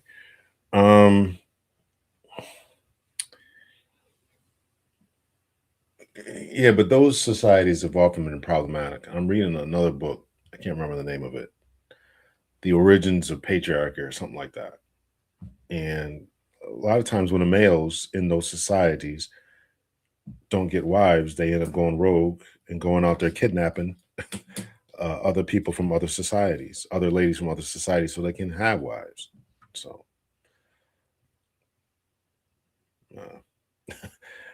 again, I'm not an anthropologist, so. Father? Does the child not need a father? Again, we treat dad like he's an appendix. Nice if you have him, but not particularly necessary. So what I'm saying is I hear the challenge that you are making to sort of the more traditional aspects of what we think of as marriage. But one, I'll say this. I can't think, and I believe you're an anthropologist by training, correct, Mark? Yeah. Okay. So you would, of all people, be able to answer this question. I can't think off the top of my head of a single society that teaches women that it is their responsibility to take care of a man and the children that they have together. I can't think of one. Certainly not an advanced society. And obviously we make equivalent on what that means, but I can't. Yeah, we would. Right. But that's fine. But people have. But there's societies in West Africa, for example, where there are matriarchal societies where that and men are literally cast out, and women do have that duty. So I would disagree with you there. But I think your general point, right, is that in general that's not considered women's responsibility. But that sort of reinforces my point about patriarchy. Well, even as you described it, men are cast out. So it's not like he's in the house and he's relying on her and he's looking to her to provide and protect him. That's what I'm saying, right? The other thing is, and I'm glad we got to this point. I tend to be suspicious and skeptical of people who use patriarchy as a pejorative. I get what they are saying when they talk about patriarchy, and I think part of the problem in these conversations is that sort of the deconstructionists, if I could use that terminology, oftentimes point to the worst outcomes in whatever the traditional structure is, while pointing to the best outcomes in whatever their replacement structure is. Now, if we want to do like for like, then I could say yes. In some marriages, there's domestic violence. In some marriages, Papa was a Rolling Stone. He got his main family over here. He got another family across town, right?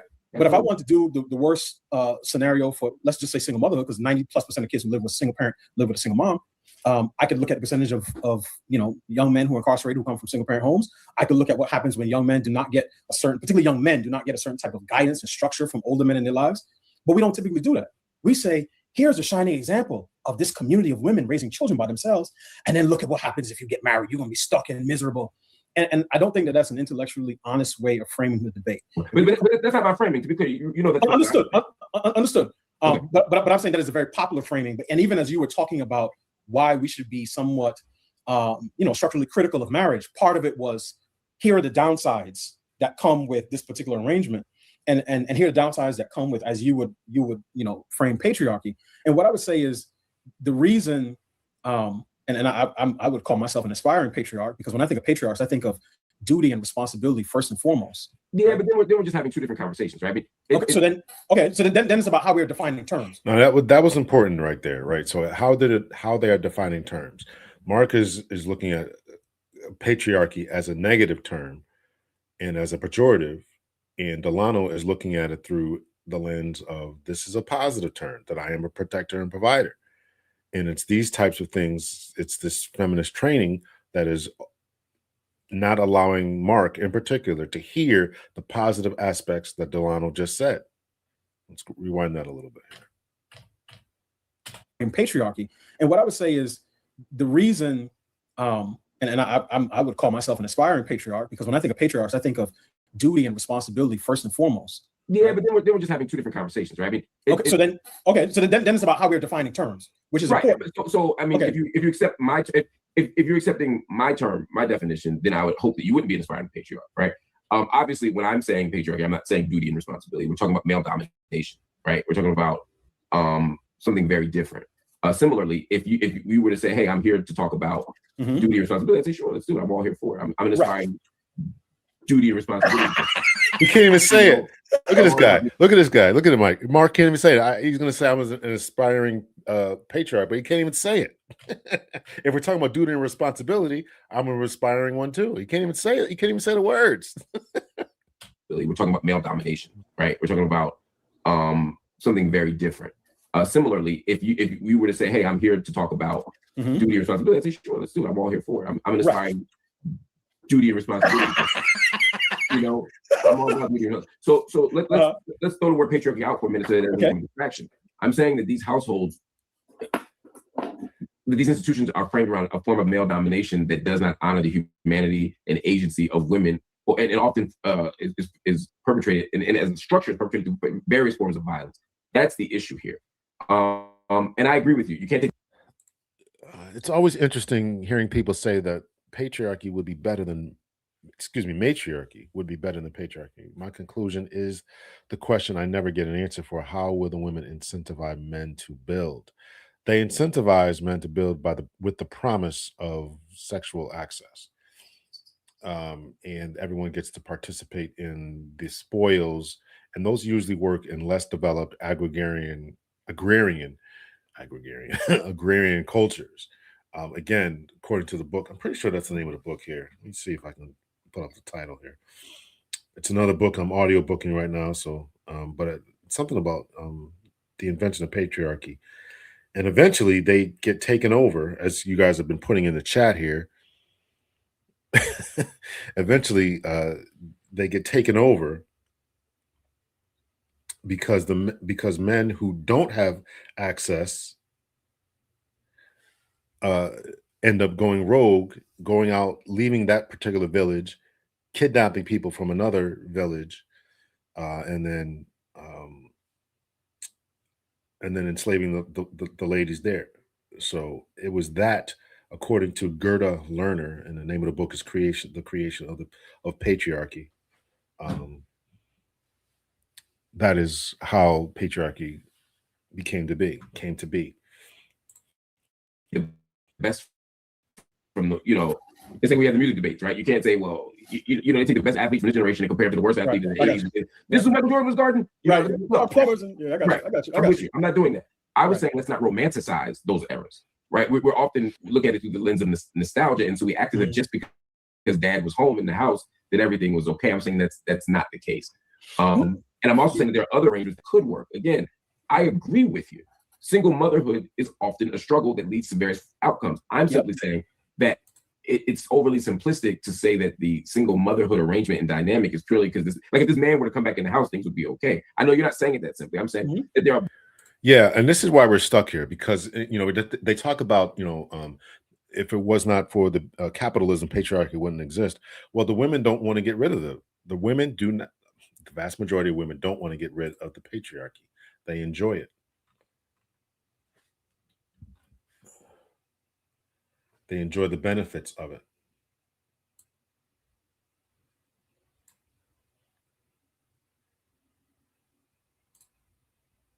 Bunch of structural and systemic things that are happening that drive dad out, or that push dad out, or that pull people apart. And if we treat those things, we wouldn't necessarily have to fetishize marriage in order to get the same outcomes.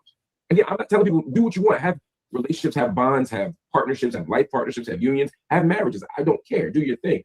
But I think we're centering in this conversation a very specific institution and acting as if it's the only way. And that's what I don't want to do. Well, I would argue that there is only one type of I had come up with an acronym for this that I wanted to use when I was writing, but I think it was a offspring producing relationship structure, right?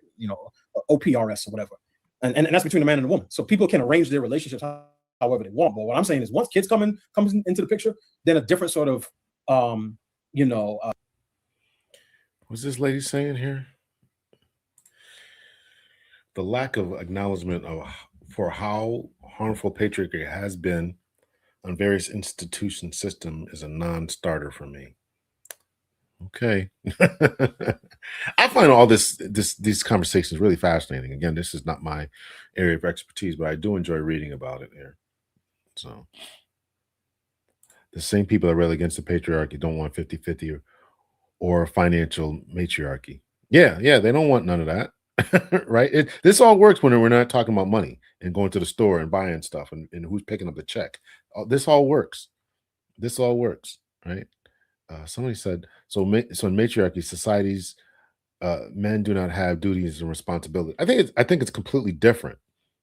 The guys will go down, fish, hunt, whatever they got to do, but there's a promise, particularly for the upper class, for the upper, more dominant males, because that's always going to be a thing, is that they get access at night. And if you're one of those people who are going out there fishing, hunting, fighting off warring tribes and stuff, and if you don't get any access at night, you're not going to stick around in that society for much longer. That's the issue. So how do you get men to participate in any society? You have to give them a promise of some type of reward.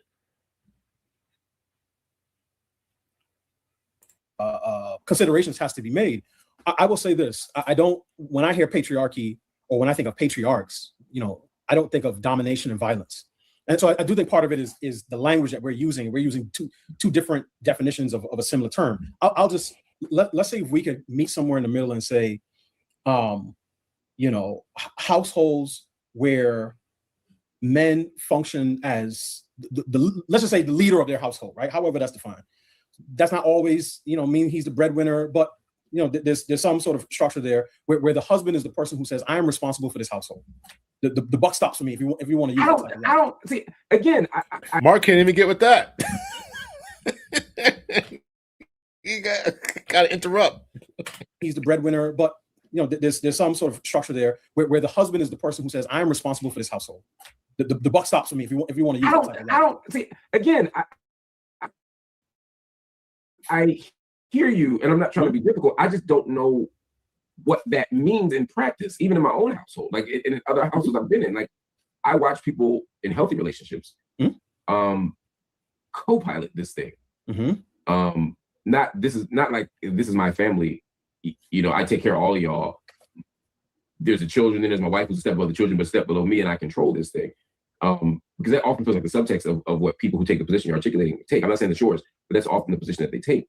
Whereas I don't see it that way. I see, for example, I see my wife is responsible for our family. I see me as responsible for our family.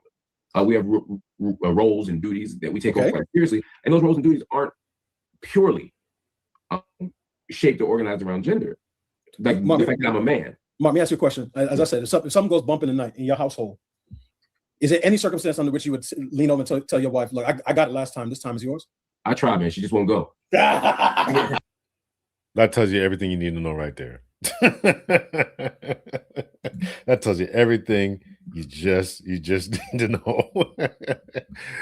He talks to this. In other words, he has these responsibilities of being some type of protector when there's a bump in the night. Presumably there's other masculine, quote unquote, things you got to do, take out the trash, direct things, get on the phone with somebody. He probably doesn't even get on the phone with some person to, check things. But if there's a bump in the night, he's still got to feel some dominant masculine role. And he just don't, he just don't do it. And this is, of course, this is his household, kudos to him and his wife for making it work. But I don't think that the vast majority of ladies in a matriarchy or in a patriarchy are going to want that type of man who is going to lean over when they hear something in the middle of the night and say, I need you to get up and go get that situation. I just can't imagine that. Let's listen to it again. As I said, if something goes bump in the night in your household, is there any circumstance under which you would lean over and tell your wife, look, I got it last time, this time is yours? I tried, man. She just won't go. I heard you kick in the window.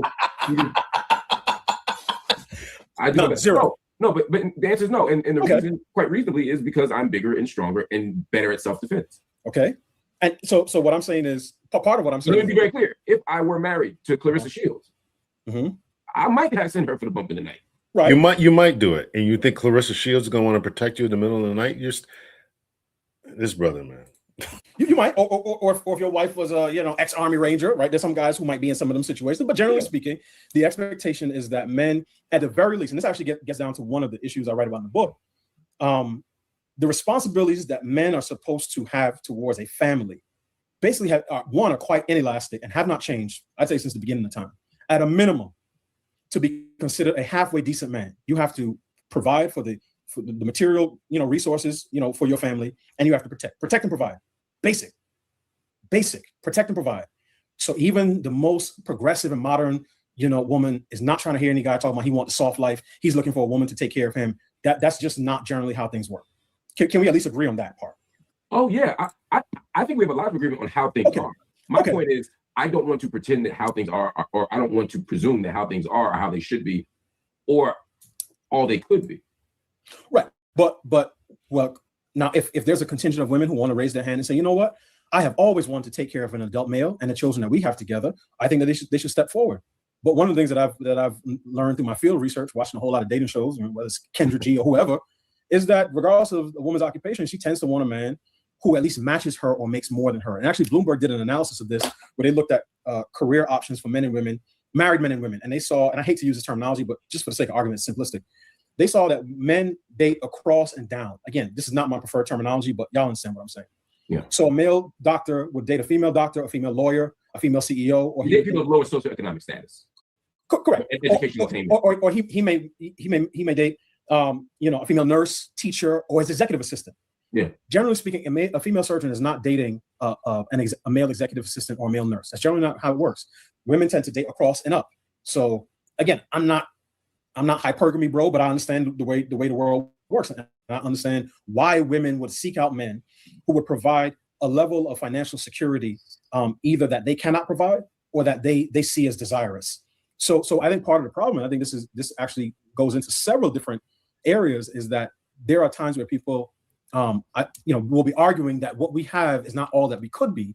And what you end up doing is fighting against nature. You fight against nature in the way that we define terms.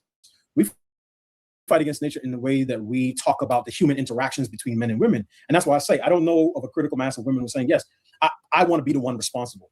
So when I think about leadership, I'm not. So this is important because this is important to the question of what we're speaking about, what happened to the Black family, is because in all these situations that this brother is articulating, that Mark is pushing it back against, is that these ideas, these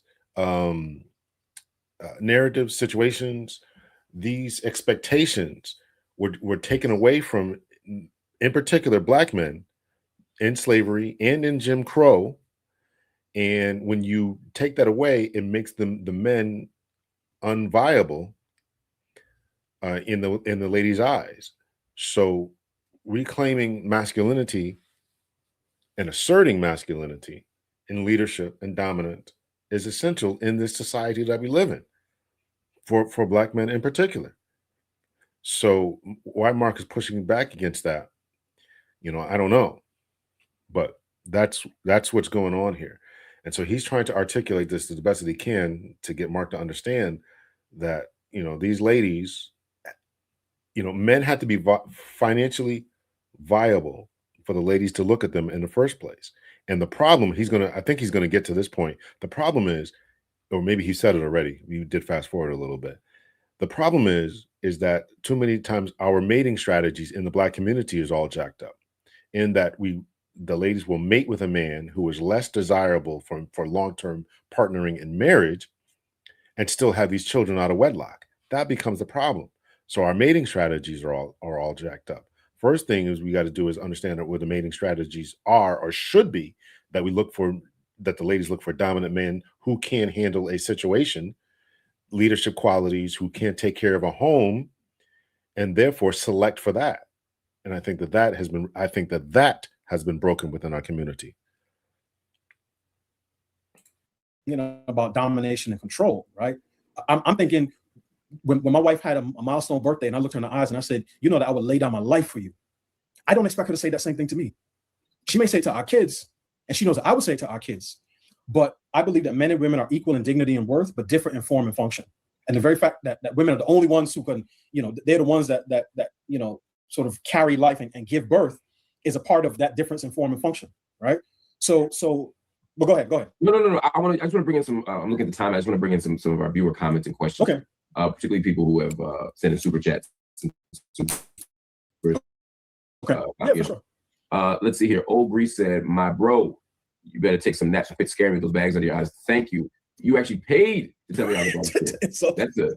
I love you, Old Bree. That's fine." But then he follows up with another thing here. He said, "How much of that familiar structure, married versus unmarried, is a good example, should be examined for colonial origins?" That's something that came up a lot in this conversation from people. They sort of said, he said here, nuclear family was itself meant to wear on wider community structures in these unifying times. We have to be careful not to fall for that again. I think the idea here is that the idea of the family, the thing that you're talking about and sort of centering and saying is a solution, not the solution to our problems, is itself a construct that operates against our interests in a more subtle way.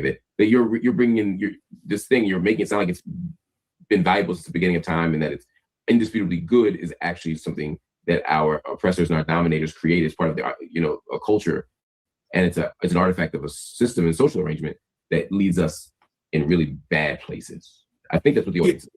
I mean, one, let me get to the nuclear family piece, right? Before I get to the wider context. I try not to use the term nuclear family for a number of different reasons, but it's a phrase that people are familiar with, so that's fine. I'm actually very much in favor of the multi-generational family. Not necessarily always under the same roof, but one of the greatest joys in life is being able to see my parents interact with my children. And I know people, right, and certainly in other cultures, you may have, multiple generations of families, sometimes living on the same roof, but sometimes just living on the same plot of land. So I'm very much in favor of that exchange, the wisdom from the elders to the younger children, and the energy from the children to the elders that I think brings a different type of life experience to everybody involved. One of the challenges with our current family culture in America, generally speaking, is that Americans are getting married less and later. So the median age of first marriage in 1980 was about 24 for a man, 22 for a woman. It's about 31 and 29 now on average, median for all Americans. It's a little higher for Black men and Black women. So that means that if I'm a guy, let's say I get married at 37, my first child at 40, I have a son, he follows in my footsteps, married at 37, first child at 40. I become a granddad for the first time at 80 years old. Not saying it's impossible, but by the time my grandson ready for, kid pitch baseball, I'm pushing 90. Again, not saying it's impossible, but what I'm saying is I like the idea of the That was my situation. I feel you. But I like the idea of the multi-generational household. And one of my best friend still lives in Brooklyn to this day, purchased a home next to his parents when the old Irish couple moved down to Florida with his wife and 4 Rottweilers. He purchased that home, renovated it, and when him and his wife got married, they moved into that home. So he shares a driveway with his parents. I love that idea, and trying to every once in a while ask my wife, "You sure you don't want to move back to New York to be close to my family?" But she's a Houston gal; she's not really interested in that. But so it's funny, but you as the leader of the family can't make that happen. Well, one, I consider my wife. No, I got you, but it's a legitimate question, right? I consider her. No, he's not kidding at all. He meant that. He's throwing shade. You can't just tell your wife what to do. Any decision that we make, and I think that's wise for a husband. But it's one of those things where I'm not just saying only the man and the woman are the only people who should interact with the child. Again, I come from a large family, both in terms of blood kin and a large church family. There are many people who had a hand in raising me. I am one of the people who benefited most from it takes a village to raise a child. It's just that the government wasn't a part of my village. The state wasn't a part of my village, right? My aunts, my uncles, fictive kin, neighbors, god brothers, god sisters, godparents, church family. So I'm very much in terms of a more expansive view of the family, but one that has husband and wife at the nucleus. That's what I'm saying. So the state wasn't part of it. I get we share a wariness of involving the state. But marriage itself is bringing the state into it. Or are you okay with marriages that don't involve the state? Like, are you okay with people getting married in a local mosque or church? And if people want to have a religious ceremony where you have one man and one woman making a commitment for life to one another in front of friends, family, public witnesses, because marriage is a public event, and you have witnesses there to say, yes, I attest to what it is that I'm seeing today, and I attest to being a part of the village who will help you stay together through good times and bad. That's fine with me, but that's not really the alternative. So sometimes when people say, man, it's because the government got into marriage. No, that's not the reason why. It's just that for whatever reason, for many reasons actually, we no longer see marriage as valuable, desirable, accessible, or indispensable for the purpose of starting a family. So Mark, you and I think we're definitely the same generation. Yeah, we remember what it was on the schoolyard. You see, Chris and Christine are sitting in the tree, KISSING. First come love, then come marriage, then comes baby in a baby carriage. Children understood family formation even at a young age. Now it's Chris and Christina staring at their screen. TEXTING. First comes sex, then comes baby, then comes marriage, but that's a big maybe. So we have had a complete change in family formation dynamics that is not because that the government is getting involved. It's just people don't see it as valuable anymore. Yeah, and I wasn't positive that was. I was genuinely curious about how you're formulating marriage as a religious person, whether the state needs to be involved. It was really more of a side thing. There's a comment coming in that I think is super important that I want to get to. Orange Moon 96 said queer couples can raise healthy children, unmarried couples can raise healthy children, trans couples can raise. I actually thought there was a good point about the schoolyard poems that they used to say. I actually thought that was pretty good. And it illustrates the point that the kids understood at a young age that marriage was important, but no longer is that the case where they just I don't have to have a kid. I don't have to I don't have to be married to have these kids. And I think that is leading to a lot of the downfall and destruction. Appreciate that. We're up to 37 now. Y'all make sure you hit the like button. Hit the like button. Appreciate that. If you're catching the replay, make sure you hit the like button. Healthy kids. Those are 3 claims there. Do you agree with any of them, all of them, some of them? What do you say? I mean, in theory, sure. I mean, all of those different types of people can raise healthy children. There are people who say that I didn't have any parents growing up and I turned out fine. Again, I'm speaking to the ideal. And right. to I guess I'm asking, so would queer couples be less than ideal in your mind? Yes. Okay. Because two men can't make a baby, neither can two women. So at some point they're going to have to borrow reproductive material or capacity from somebody else, or adopt a child that's already been created by somebody else. And the only reason that you can do that is because the dynamic between mother and father has ruptured, and mother, father, and child has ruptured to such an extent that now that the child is placed in the custody of the state. So again, I'm not in favor of any arrangement that creates a motherless or fatherless child. And I do not think that people who cannot create there's no right that any individual person has to the family life of their dreams, because again, that would mean somebody's obligated to give you kids that you otherwise could not have. Right. So, but again, can that happen? I know people who say, yeah, I had two moms and they both love me and I turned out okay. But I'm staking my claim on what is ideal for children, not what is desirable for adults. So then for you, trans couples, queer couples, and unmarried men and women, cis male, female couples are all less than desirable. Less than ideal, excuse me. I don't want to say desirable, less than ideal. Yeah, just by definition. I'm saying the ideal environment for a child to be raised is by the one man and one woman who created that child. And I think that particularly within the context of marriage, yes. Okay. Someone said, I can't lie, comrade. I'm hearing Jordan Peterson. When you hear stuff like that, what do you say? I don't even know what the person thinks that they're hearing when they say that they hear Jordan Peterson. And my person believes in order and structure, sure. But I don't think Jordan Peterson is, the first person to make some of those arguments. So all right, I'm gonna leave it off right there. So it's only like 20 minutes left or so. I'm getting maybe a half an hour left. 20 minutes left or so. I'm getting a little tired. So I just want to kind of break this down here and just talk about it. I thought that was pretty good. The interaction that they had, also the interaction that Dr. Anwar had. I don't know if BMI, if you're still in the building, and Dr. AJC, if you're in the building, or Dr. Anwar has been able to check back in. If you guys want me to drop the link, just say yeah, just let me know. Otherwise, I'm going to call it for tonight. But this is what happens to it. And I'm hoping to have another conversation with a brother fairly soon. He did say yes today, as I got the email. I'm looking forward to having a conversation with this brother concerning, again, the Black family and the sabotaging that is going on, the government, et cetera, et cetera. So I'm looking forward to that particular conversation. I'm going to try to set that up for fairly soon. But this brother, I'm looking forward to reading his book. Again, the name of his book is The Vanishing Black Family. It will become available. When is it going to become available? The Vanishing Black Family, How Welfare and Feminism Made Marriage Optional and Children Are Vulnerable. Delano, Squires. I am looking forward to having to reading that. So it's becoming available tomorrow. All right. Let me drop the link. This is just for the docs, either Dr. AJC or BMI 3000.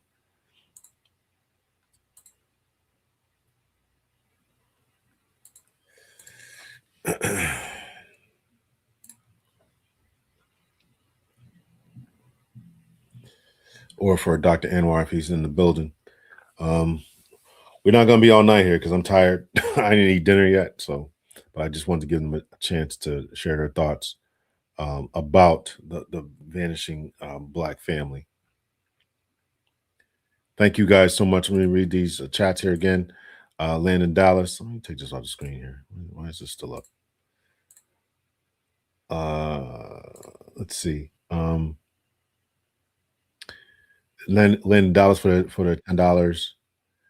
Dr. AJC with the $10. Micah Malice for the $5. Night Call with the $10.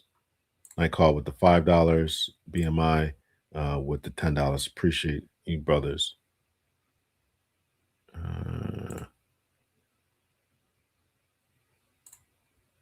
What's up, Doc? Hey, Dr. Ed, I know you're tired, man. Yeah. I don't know. These brothers be on for 3 and 4 hours, man. I'm like, man, I'm ready to call it after 2 hours, man. So I hear you. I hear you. I just wanted to say, I'm happy that this conversation is happening.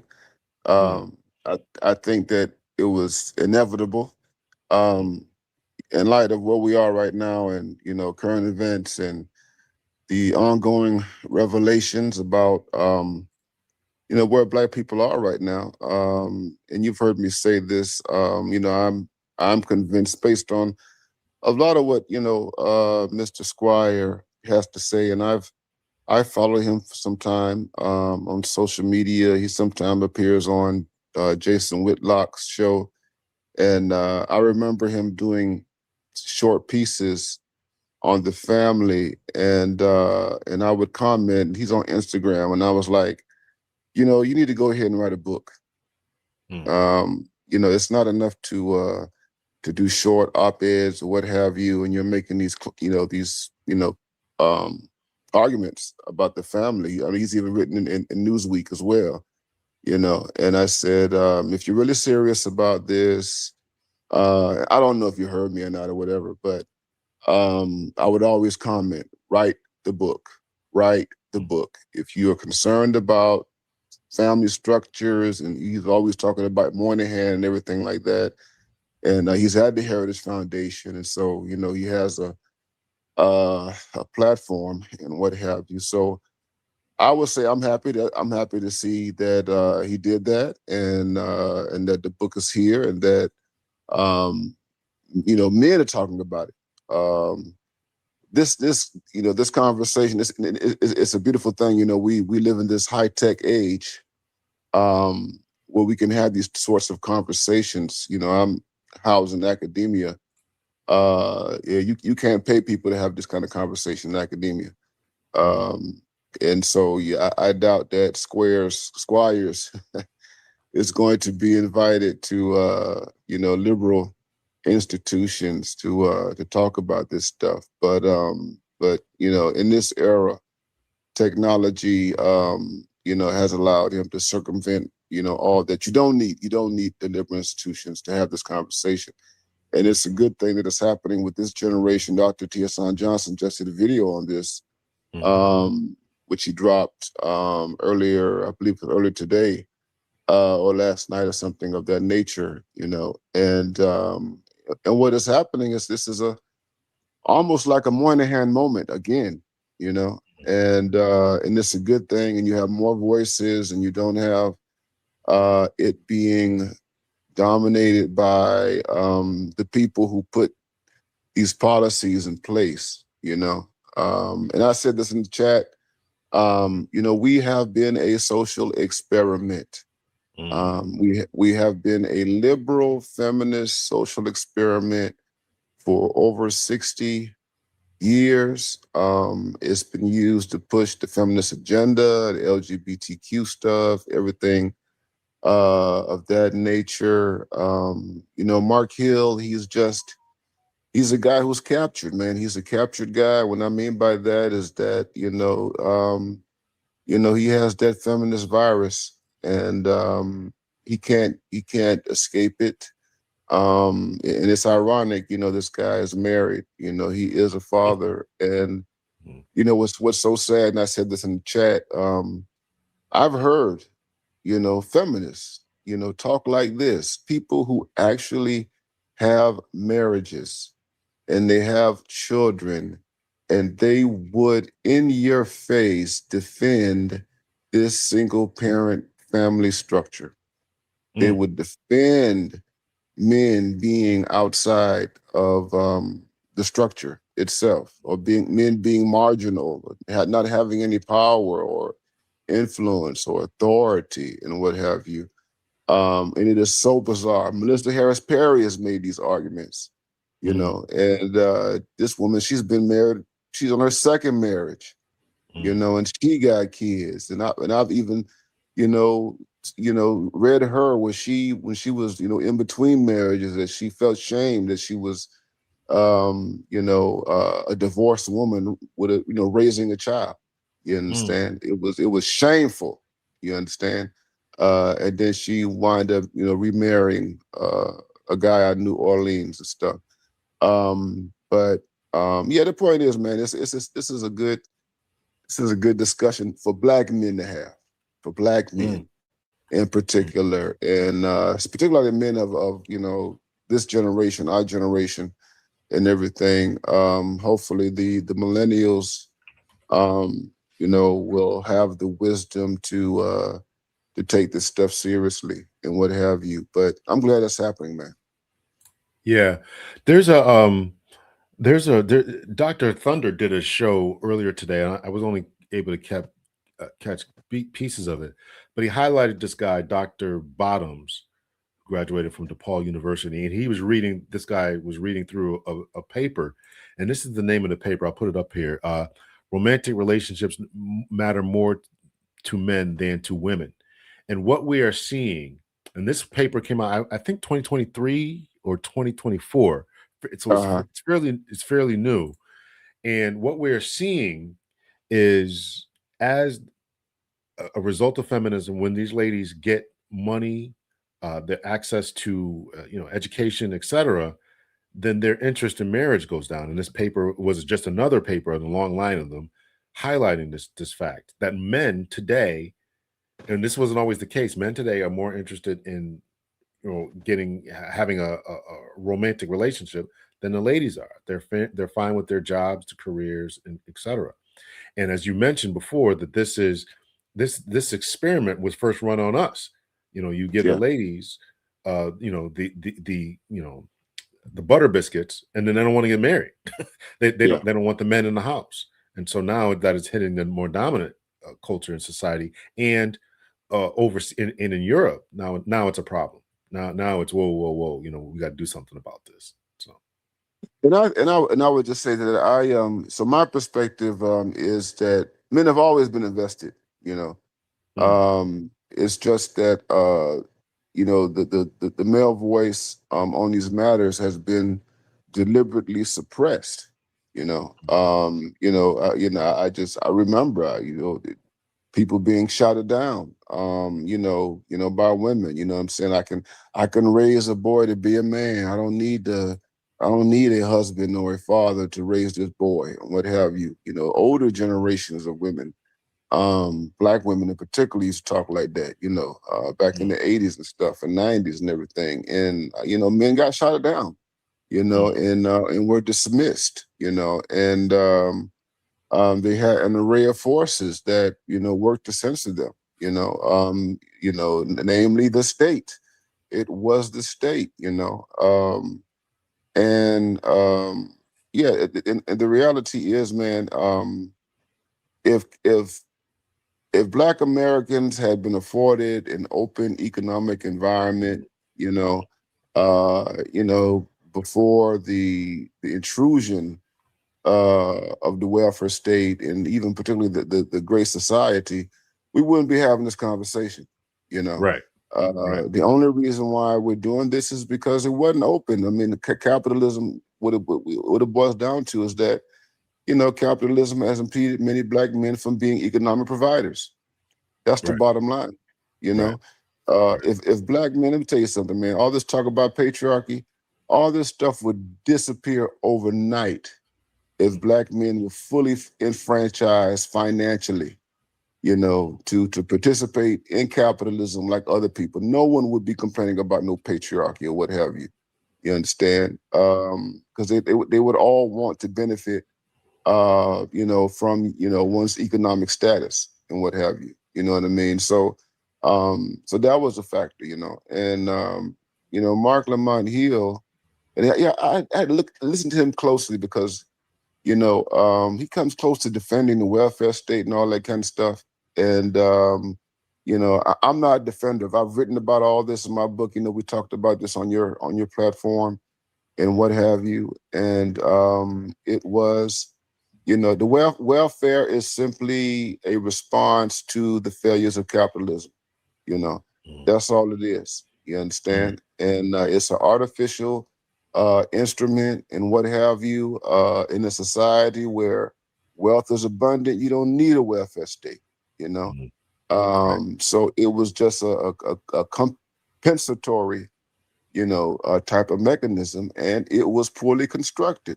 you know, and as he said, it did create a whole bunch of incentives. It gave, you know, women incentives to distance themselves, you know, from fathers and husbands. And it gave incentives to a whole bunch of you know, professionals, as Squires said, you know, social workers, the counselors, the administrators, the bureaucrats, and all of that. You know, what people don't want to talk about is that, you know, you have an entire professional world, you know, that is built around managing poverty, you know. And I would say this, you know, man, those cuts that took place recently in, you know, in the federal government with the Trump administration was an effort to get rid of that apparatus, to get rid of what I call a poverty management apparatus, you know, to decrease the state, to decrease health welfare, and to decrease you know, those type of services and what have you, you know, and that's why a lot of people lost jobs, because those are mainly poverty. Those were poverty management professions. You understand? So, but I'm glad this conversation is going on, man. And I know you're tired, brother. Yeah, I am, brother. I didn't eat yet either, so yeah, I am. So, brother, I appreciate you coming up, man. It's good work. I appreciate you. Yeah. All right, Good brother. work. All right, man. Thank you, guys. I'll talk to you soon. All right. Okay. Okay. Take care. All right, and on that note, we appreciate all of you guys for checking out the show. Make sure you hit the like button on your way out if you have not done so. If you watch this in the future, make sure you hit the like button and all that kind of good stuff. I will see you guys. Let me know your thoughts and your opinions in the comment section. Take care. Much love and peace.